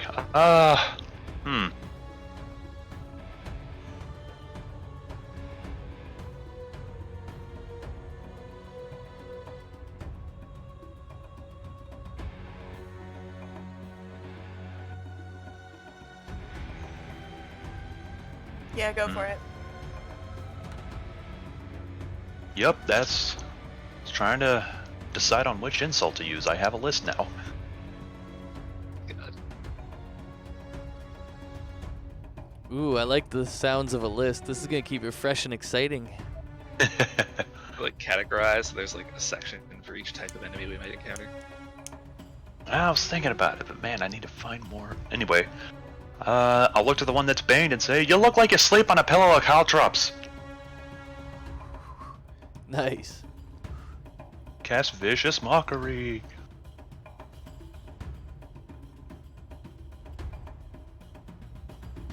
Once again, Jeez. it gives you that dreadful stare as it just seems to not flinch from this. Is that the Bane one? Would that help? No, even if the Bane rolled, four. even if the Bane rolled a 4, it wouldn't be enough. God, that's so terrible. Sorry, bud. I guess he's showing up today. These mushrooms are not scary or scared of you. They're scary themselves. Too scary to be scared. Attack roll, ability check, or a damage roll. Damn.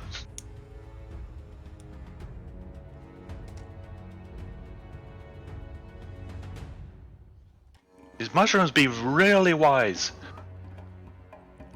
How far away is... yeah. Bonus action, healing word on 5. Oh, Nice. thank you. Yay.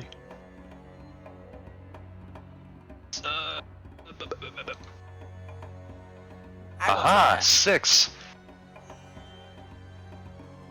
Become 6. Congratulations. You keep upping my health before I can.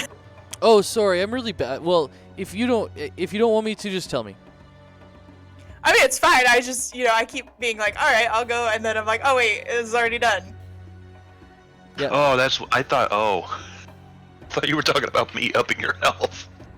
No, you can keep doing that. I meant on I'm my like, sheet. wait, the monk can heal itself? What? God, I wish. There's one where you like turn your punches into healing punches. Yeah, I don't remember which one that was. I can't remember if it's tranquility or mercy. Yeah, it's mercy, I think. Right, tranquility is the one that didn't make it out of Unearthed Arcana, because it was basically the same thing. Anyway, that's my turn. UA has lots of cool stuff in it. All right. Atala Yeah. goes for a bite on the mushroom she just bit earlier. Because she has pack tactics, she gets advantage and does 9 piercing damage. And it tries to resist that tossing motion that she does every time she bites it. And the mushroom is unable and goes prone. 5, your turn. Okay, well, 5 from the outskirts is going to nimbly run over here.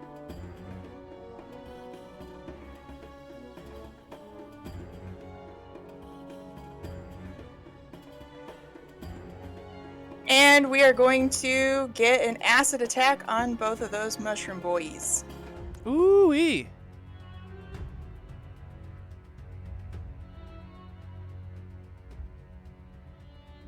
That's some major fails right there. So, Wow.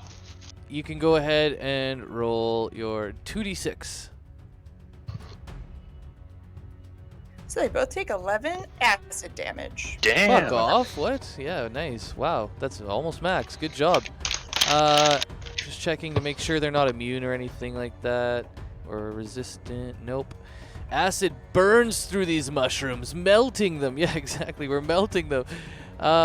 And that's 11. So the one on the ground is really close to death. The acid is decomposing its body almost before your eyes, and you can see it's just barely holding on to life. The one in front of Gwen is a little bit more healthy, but still looking quite beat up. Yeah, it doesn't feel good, does it?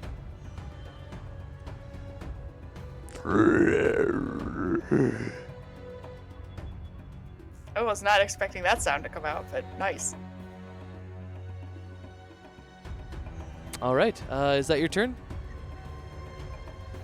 It is. Gwenny, hit it up. Burn the one that's almost dead. Disadvantage on dex saving throws. All right. It What? rolled initiative too for some reason. Weird. I don't know why I did that, and it's probably going to change its initiative.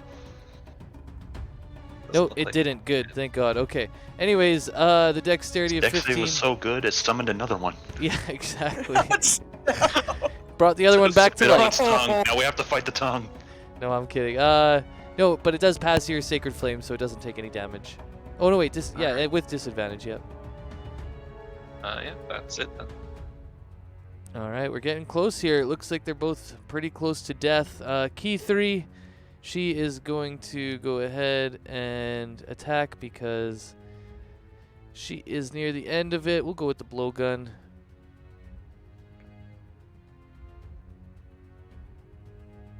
She's attacking the one in front of Gwen for 2 damage as she continues to perforate it. And she looks around to everyone and says, "We've almost got them now. Go ahead and finish them off." And I'll go ahead and attack. And then we'll get the Glowbook. Atala again? This is crazy. Go see how many D4s I rolled trying to attack everybody, and all I've been doing is attacking Atala. What the... And missing, too. Not just attacking, but missing. Okay, and... Yes. that means we'll just go straight to Glowbook. Alright. This guy did get up on his turn, though. I'm just going to remove his prone. There we go. I still have inspiration from a previous time, so I'm gonna use that. Remove it from the sheet. Get advantage on this. And swing. And didn't need it, but that's okay. All right, that is enough to take down the one in front of you. Let me know how it goes. He brings that axe down and kind of splits some of the mushroom cap and lodges right in the middle of its skull thing. He says, Kaga! You're shocking! Krag! I had to look at my list. And that'll be his turn. Nice. Okay. Oh, Gwen, fisting the wolf. Jeez Louise. Call it rotting fist then. I don't know what to say. What? I must have missed that. Oh, God. Now I attack you at least, so maybe I'll rotting I'm fist gonna- you, Gwen. We're just gonna go ahead and bring some light in its eyes. What? Ooh. That helps. It didn't matter. Alright. Did it anyway. All right, no worries. Use the reaction. It's fine. Okay. Totally misses. So, Beryl, you can see this last one's in front of you. What's up?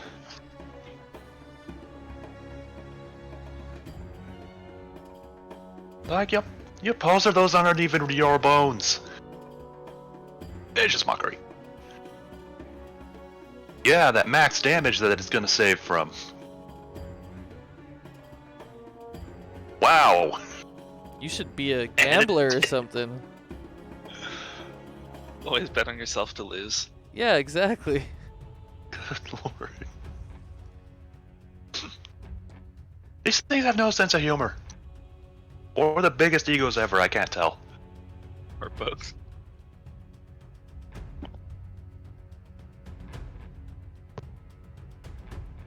All right, is that the end of your turn? I'm going ahead with Atala. Yeah.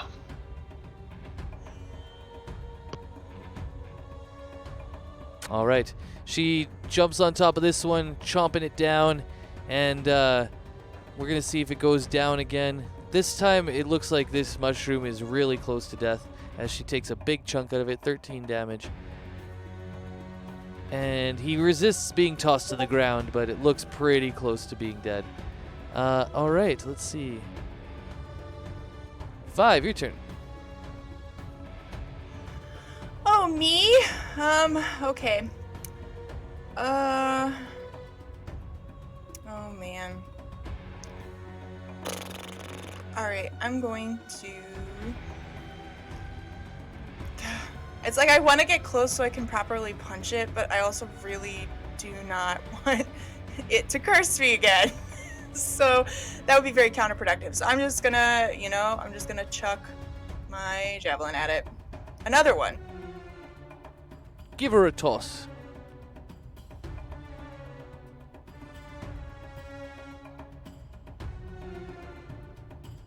Well, that does hit. It adds 2 more damage to the total. This thing is on its last life and leg, but you weren't quite able to knock it over. You can do it, guys! Gwendolyn. Just burn already. God.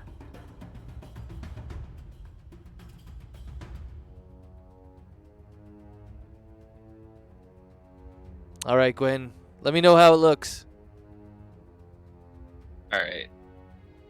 So, as the little, spark of flaming light jumps out of her shield onto the mushroom, the fire engulfs it, and it shrivels up into a little pile of ash as it screams painfully, like it fucking deserves.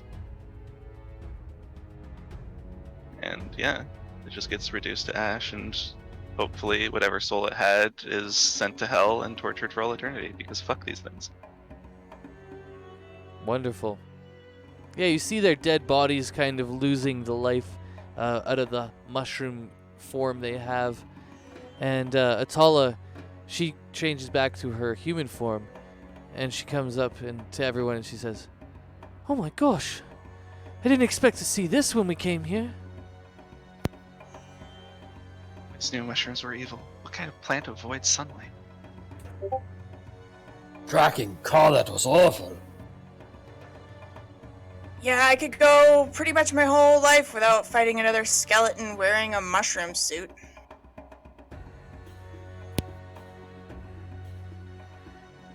Well, Oh man, that's- Globuk, are you still... It did that same thing to you that it did to me, right? Oh, Atala, did it get you too? Oh, yes, it did. Yes, it seems Yeah, to I have. don't know about Atala. Yeah, it hurt me quite a bit, and I don't feel the same ever since. maybe you can I try to figure feel out what it is. better. I think Key3 healed me. Key3, do you know anything about what that curse was?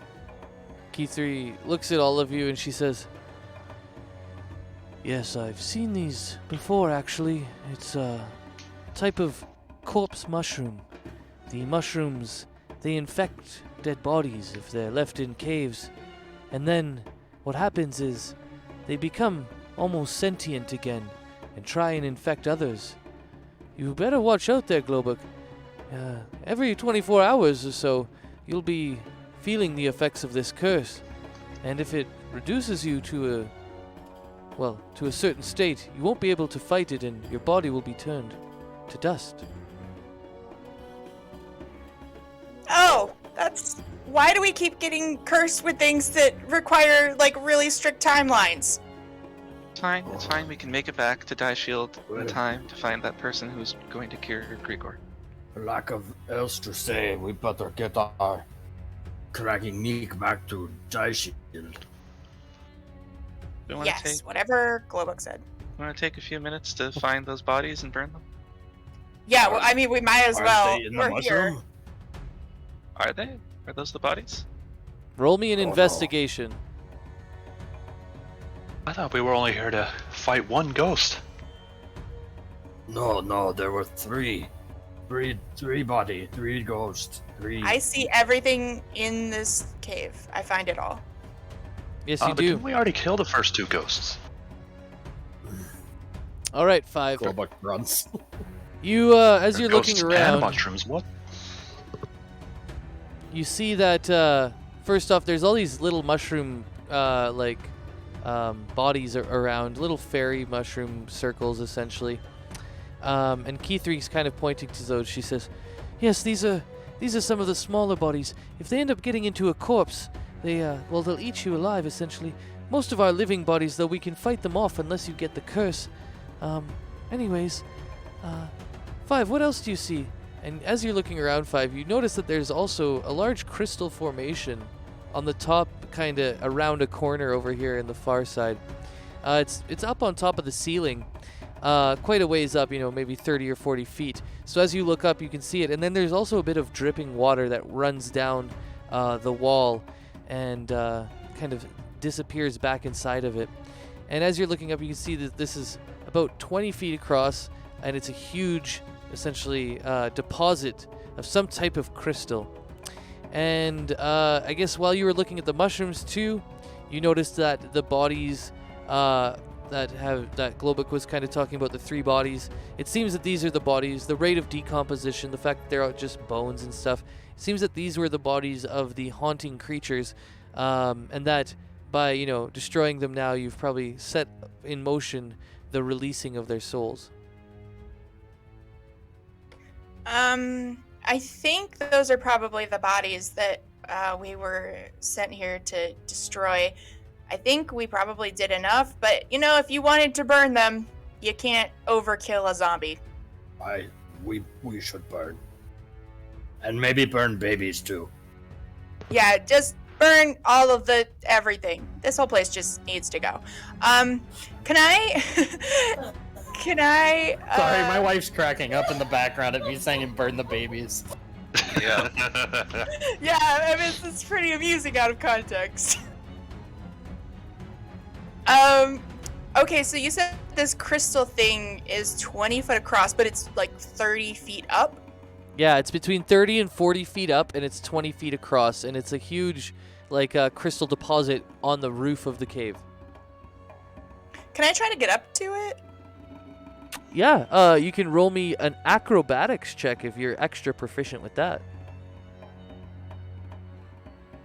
I actually have better athletics. Can I Oh, just you're do it strong. based on strength? Oh, I like that. Yeah, go ahead, do it the strong way. Eyebrow wiggle. All right. Unfortunately, you get about halfway up, and it seems you can't get any further, and you start to fall back, but you catch yourself on the way down, and, well, you seem to fail. It seems a bit too far and too high with some recursive walls that bend backwards, and climbing it, you'd need a high skill in rock climbing or something. Do you need any help, Five? I could maybe give boost. Yeah, that would be really cool if you could. Can I try again with Glowbook helping me? I'll also help you as well. Sure, yeah. Roll it with advantage and the D4. And while that's happening, Key 3 and Atala will be back over here, and Atala will kind of lean over to Key 3 and be like, "Oh, do you see that up there? Look at the something. They're climbing towards it."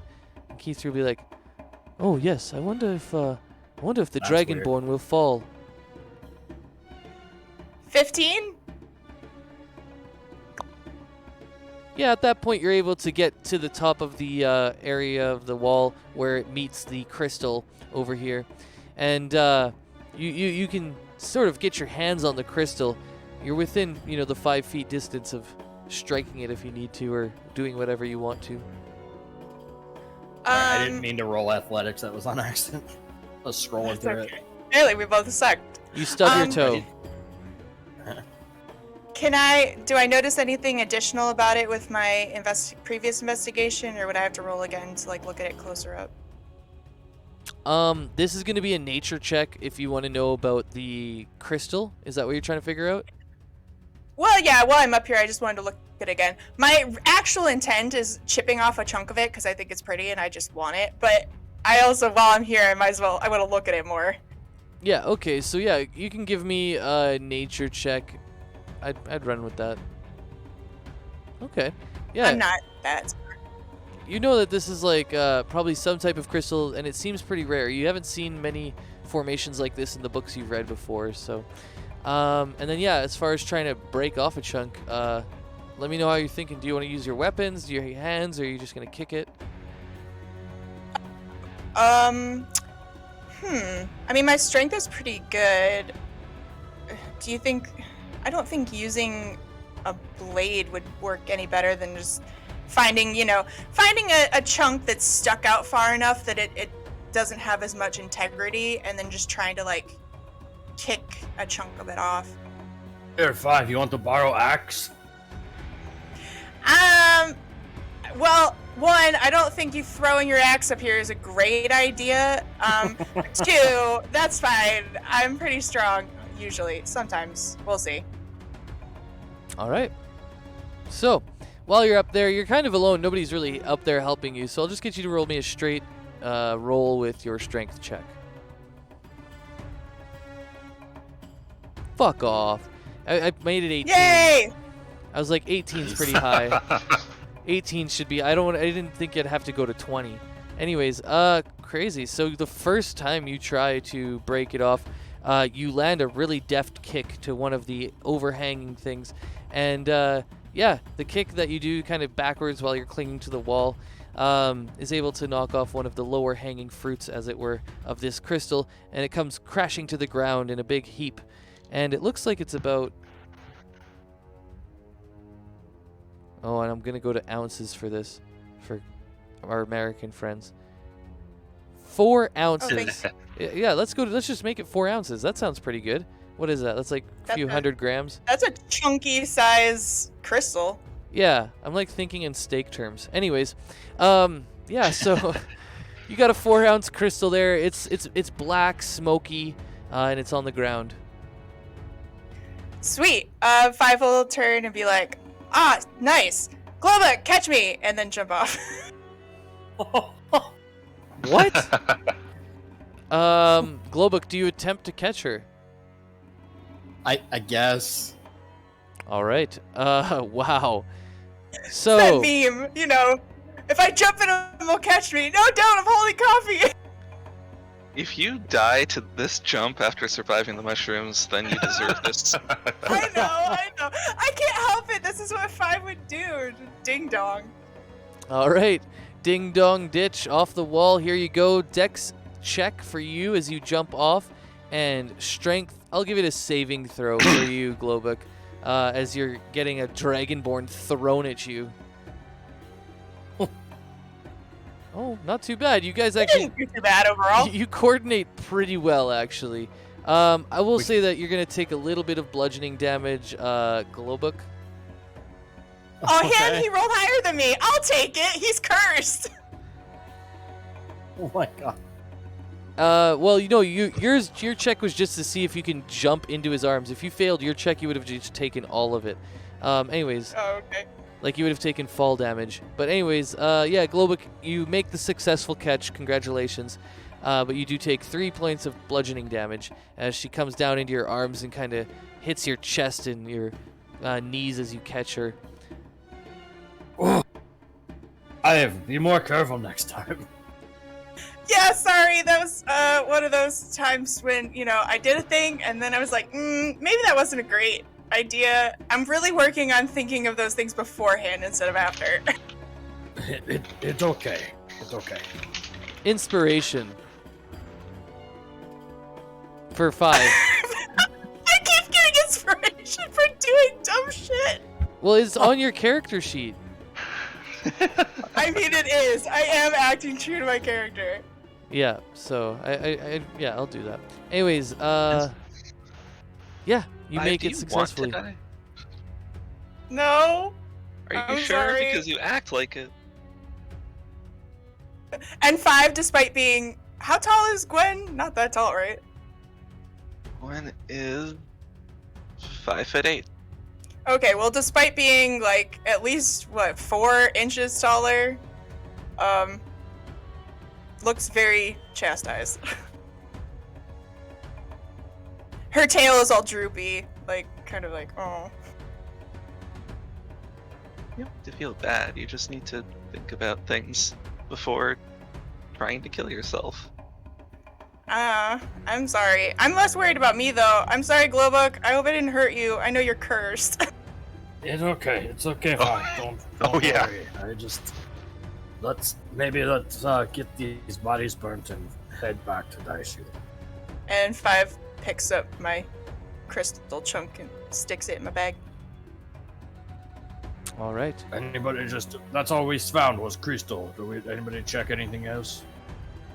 There's just the crystal and the mushrooms and the bodies. Okay. Oh, let's get this taken care of. Glowbuck will pull out a torch. I will pull out a tinderbox. Where should we take the Glory. bodies? Don't you think we can just light them in cave? Oh yeah, sure, that's fine. Just in case the spores spread through the air. It's better. And if they're that, contained. maybe we all should pull our shirts up and cover our face. Good Yeah. We all do that, and I think we all have like a tinderbox. I have one. So maybe we can each take a chunk of the little mushroom, the little fairy circles, and then somebody can just throw one on the bodies too.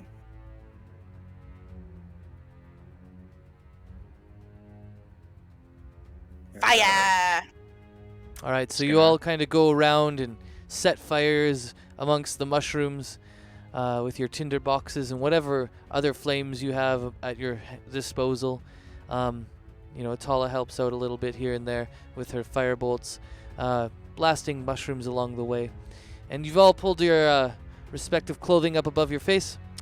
And yeah, it seems the cave that you've entered now is purified from any sorts of evil intents that might have been there. I really...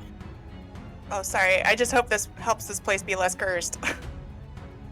I just hope that I agree, Five. I hope that this ends the curse that possibly my ancestor had a part in starting.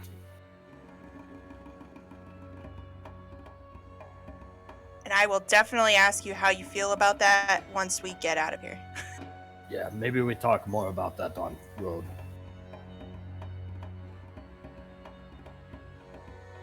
All right, so are you all heading back to the carriage, or do you want to get more crystal or more whatever you need? Do you want to check out the boulder? I don't know. Well, the cave is now, like, things are on fire in it, so I imagine it's getting kind of smoky. I'm not gonna stick around. Sounds good to me.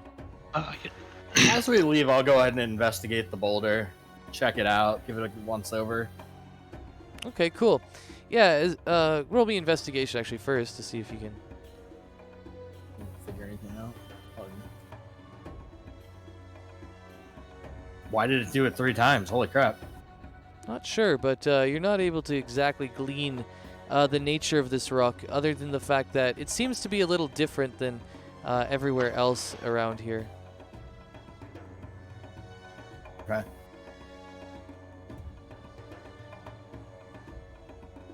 Oh, what? Oh, there we go. Yeah, you were Beryl trapped. talked to the boulder. I was trapped. I couldn't and leave. is in love with it, and they get married. Oh, Beryl. I see your investigation there. Are you investigating the boulder as well? Yes, apparently it takes one as dumb as rocks to understand rock. Wonderful. Oh, that's so good!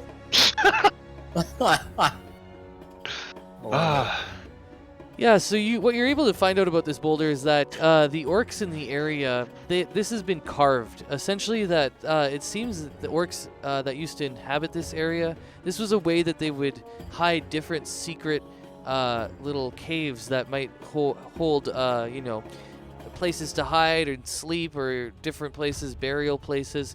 And you kind of get the feeling that if you're going to travel in this area, because Globik had told you his ancestors had been traveling in this area, that you might want to keep your eyes out for different types of boulders that seem that they're not quite part of the actual landscape.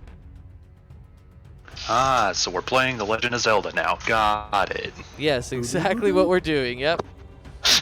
Except behind the bomb wall is a bunch of murder mushrooms. Yeah, sometimes it's murder mushrooms. Maybe one time it's all a bunch of magic items to replace the ones they stole from you. You never know. With the dead Rakshasa next to it. Yeah, exactly. That would be nice. It'll be a Hate that mushroom guy. Rakshasa. Oh no. I don't think the mushrooms get, like, their powers. They just become giant sentient evil mushrooms. Well, if they're mummies, there is the Mummy Lord. Anyway, not giving the DM ideas. Too Yep. late. There was something, I think, that said something about the dreadful glare and how you're immune to it, except for mummy or mushroom skeleton lords. Anyways. Yeah, we'll just overlook that. That's not possibly foreshadowing anything bad. Not at all. Never. I wouldn't have put that in there intentionally. We're gonna be perfectly fine. Nothing to worry about. Let's go. Oh boy.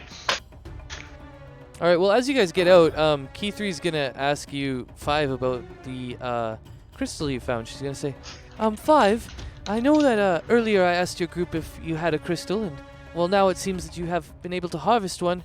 I was wondering if maybe I could do a little bit of spellcraft with it.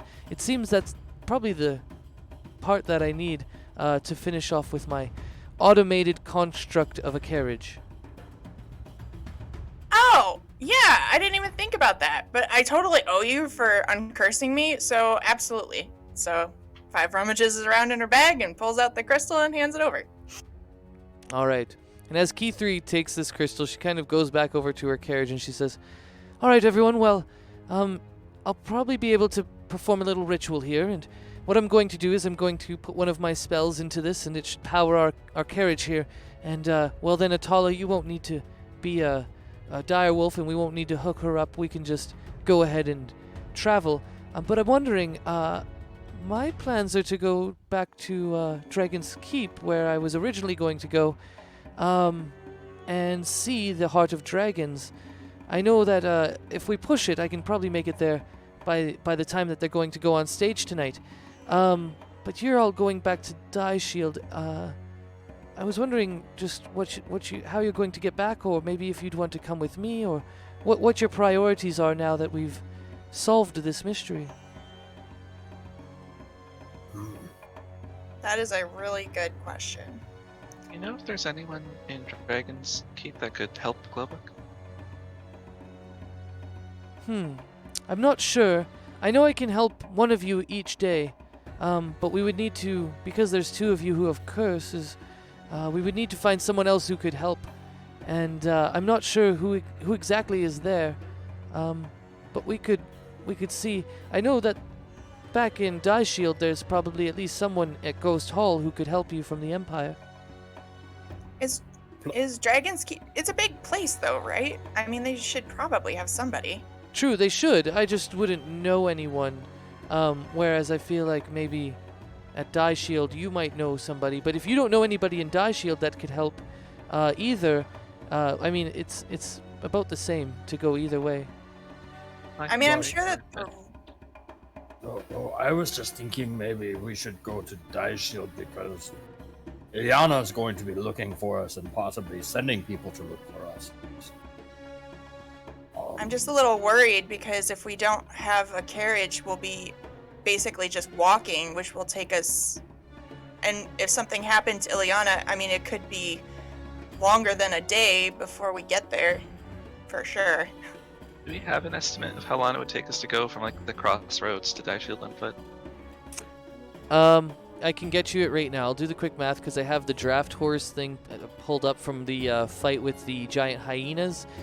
They travel at a speed of 40, so it's about 25% faster than you guys can travel when they're at their full run, and that would be if you guys were running. Now they're designed to run for a long amount of time, whereas you guys wouldn't be, so you'd probably get some layers of exhaustion as you try and keep up your dashes for hours on end. So I would say it's going to take at least 25% longer, so it would be more closer in the order of 12 to 14 to 16 hours in that area. And while you did that, you would be taking progressive exhaustion checks. Yeah, and you might be able to do it in 24, but you might be really exhausted. So hard, but we can get back to Die Shield in time. I mean, I'm just a little worried too because, I assume running will kind of wear us out, and you remember how many times we were attacked by things on the way here, so. Plus, just maybe more susceptible without a carriage. It's just that Yeah. we know for certain that there's someone in Die Shield that can help this because of True. Rigor heading there to fix his old age-ness. I mean, I think. Kifri, I hate to put you in position, but is there anything we can do to help or convince you to maybe give us ride to Die Shield? I know you would miss your favorite band, but Yeah, weren't you gonna come to Die Shield anyway? I mean, maybe if you come back with us to Die Shield, I mean, we met the Heart of Dragons. They owe us. Maybe we could get you a backstage thing, and you can hang out with them. we could help introduce you. I don't know. I like Yeah. where 5 going with this. Oh, that sounds wonderful. You've met them. Okay. Well, maybe. How about this? Roll me perception. Deco's a really I good mean, friend persuasion. of Ileana's. And let's see. I'll get actually 5 because you were kind of chatting it up. You roll me who has higher persuasion actually?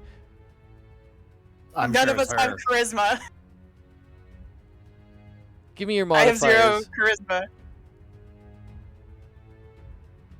Glowbook? Give what? Oh, you're both 0. Okay. All right. Well, there we Yeah, go. I don't have charisma. Okay. Actually have a -2 to my charisma, yeah. Since you guys are helping each other, 5, you've hit on the note where you said you could maybe get a meeting with the Heart of Dragons. And Key 3's really excited about that. And so she kind of looks at you, she's like, All right, listen.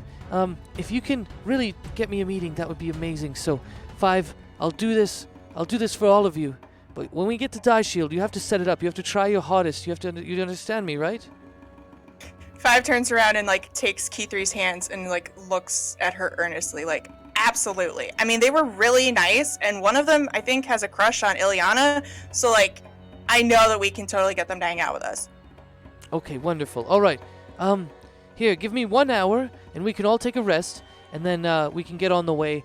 I'll be ready after that once I've sunk this spell into this crystal you found for me. Perfect. Thank you so much, Key3. You owe me 5, though. We made a deal now. I do. I totally do. All right, and you see she goes under a tree over here and starts to commune with this piece of crystal that 5 has been able to break off. And yeah, she's kind of said that it's going to take about an hour, so you can all take a short rest. If you have more hit dice, feel free to expend them. And I'm pretty sure Beryl can give us our Song of Rest. Yeah. So the Song of Rest thing you only get if you expend at least 1 hit die, right? Correct. You bet. Okay, well, that's fine. No hit dice left. But I think Globik is still cursed, right? I was just saying, well, it doesn't matter anyway. And so is Atala. Yeah, she's at full cursed health. Oh, I guess everybody would be then, hey? Yeah, we're all good. Never mind, I didn't even look. I mean, I needed it. It's fine. I used it. Yeah, and I mean, you needed it, and other people get stuff, like Atala gets her wild shapes back and stuff, so. Yeah, I get all of my key points and my dragon breath back, I think, after a short rest. Yeah, I think so too. Okay. Well, you guys hear that Key3 after about an hour. Unless you guys want to hang out and do some RP right now, we could do that for a little bit before we leave if you want.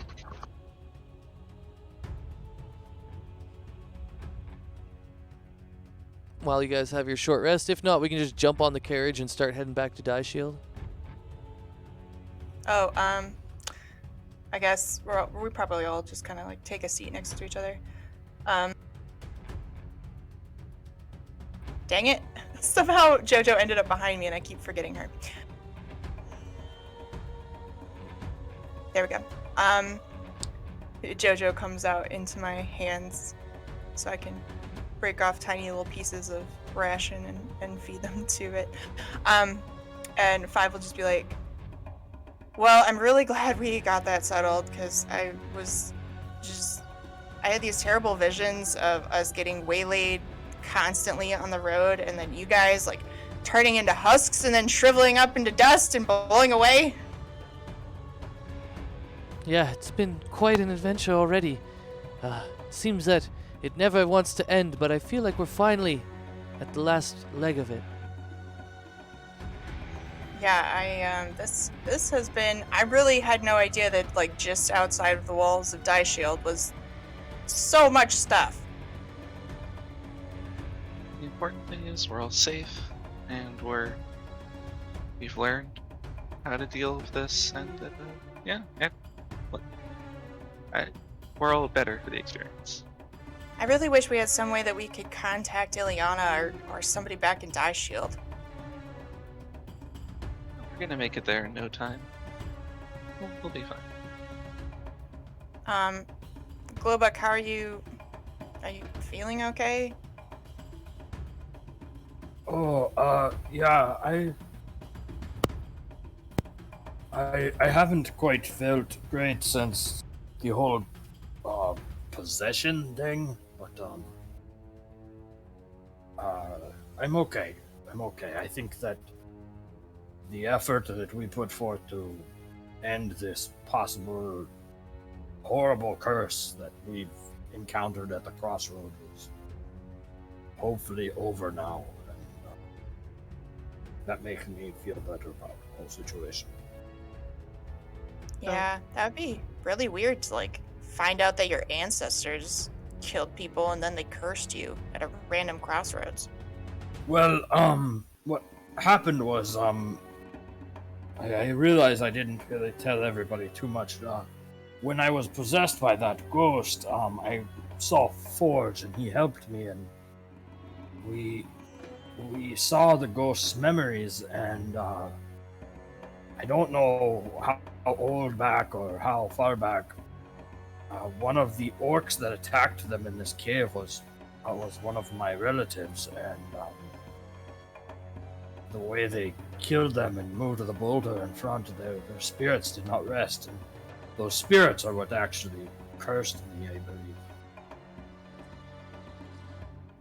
Do you think they were just random passers-by that the orcs killed, or do you think that they killed them on purpose because they were dangerous or something? I remember back to the vision, and they were I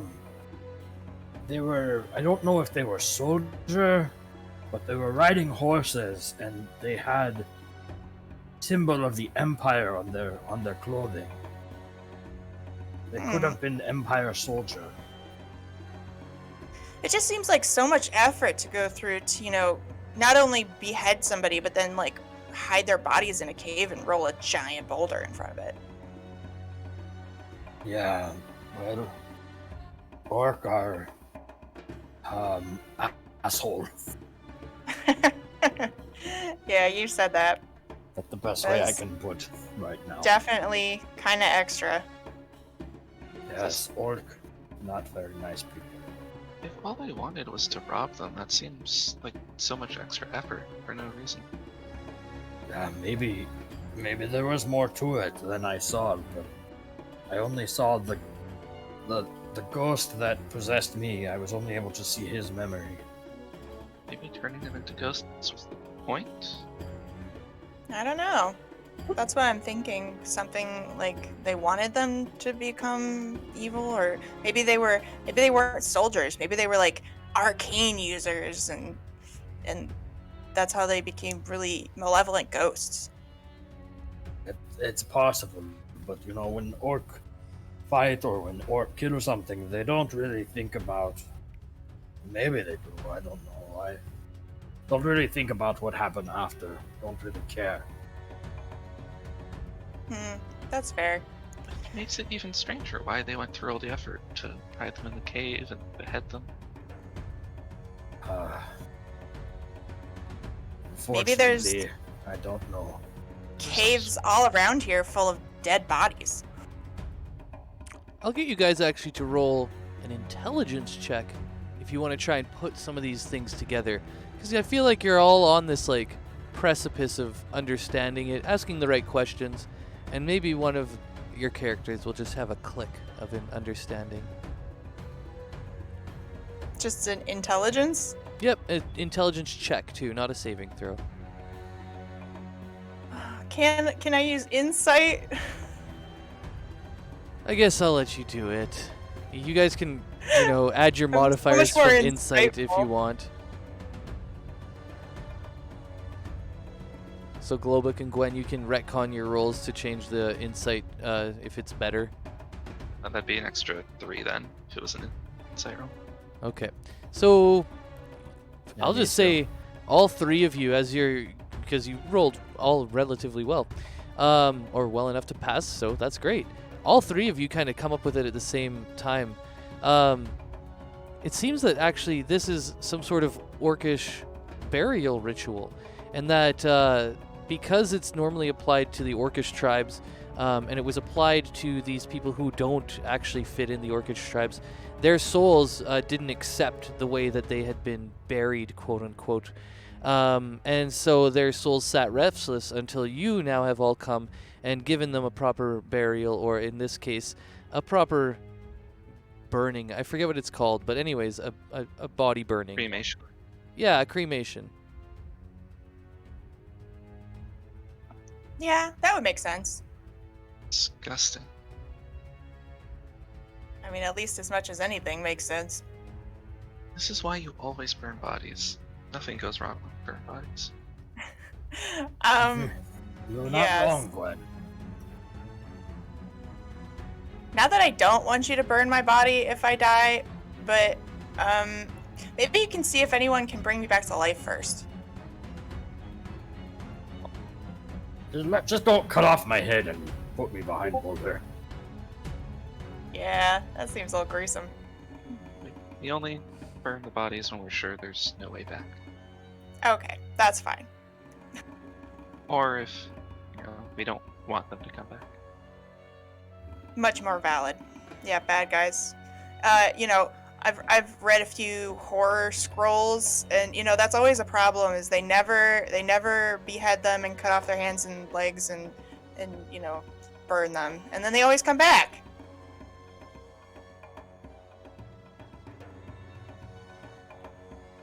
Like those very famous scrolls, like Friday the 13th and stuff.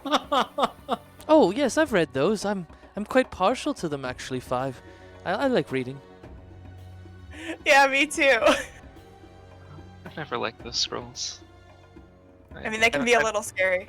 I don't see the fun in intentionally being scared. Oh, now 5 just really wants to scare Gwen. Come on, Gwen, being scared is fun sometimes. There used to be this bard that would stop by the inn that I worked at that would always tell scary stories. I always liked them. I certainly like the scary stories better than, thinking I was gonna die in a cave full of mushroom corpses.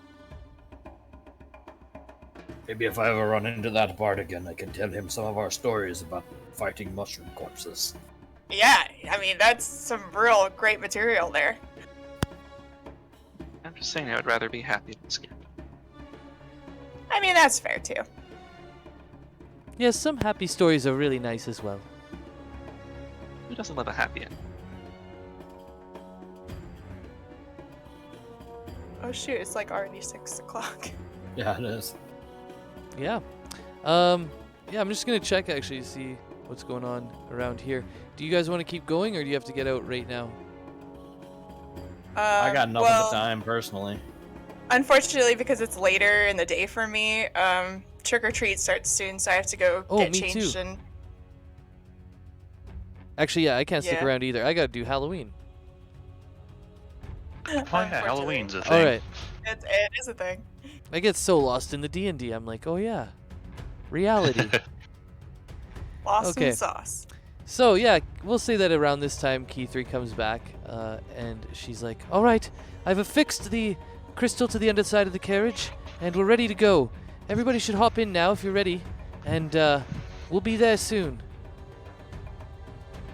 God, Oh, we yes, hope so. Let's go.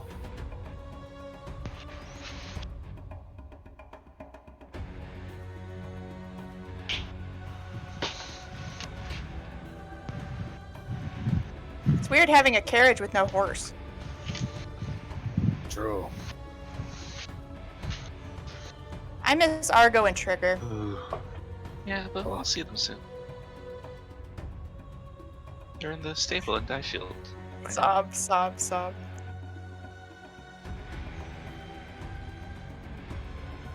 Yay! All right. Well, and we're off. I think we're just gonna end it here. I gotta get you your XP, and then we'll do the last little bit of traveling to Die Shield on the next session, and we can talk about if you want to do long rests. We can even do level ups, but that will be for next session because we are going to get to level 4 this time.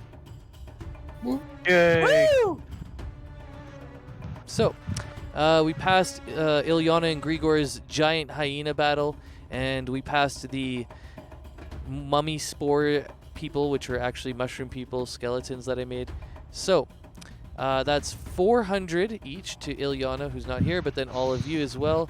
And I believe that makes you over just by 15, right? We should have 27-15.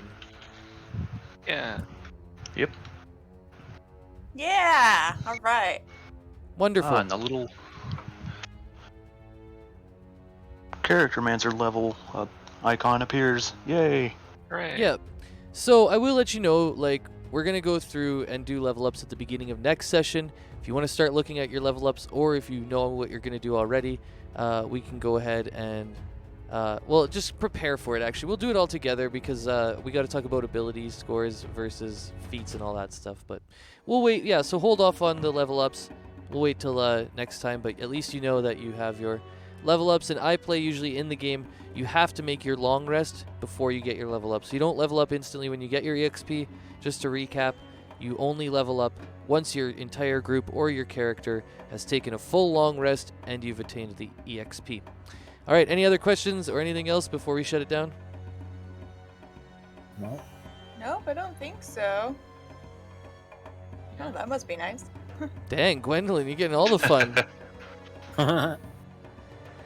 All right, well, I'm going to head out. So, yeah, thanks again for showing up, everybody. Thanks for being here. And Yeah.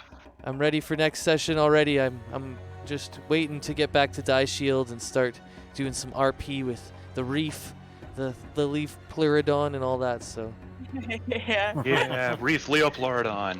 there we go. Oh my god. All right, All right, thanks, well, guys, happy Halloween again. Yeah, happy Halloween. Halloween. Happy Halloween. All right, have a good night, guys. See you next week. Yep.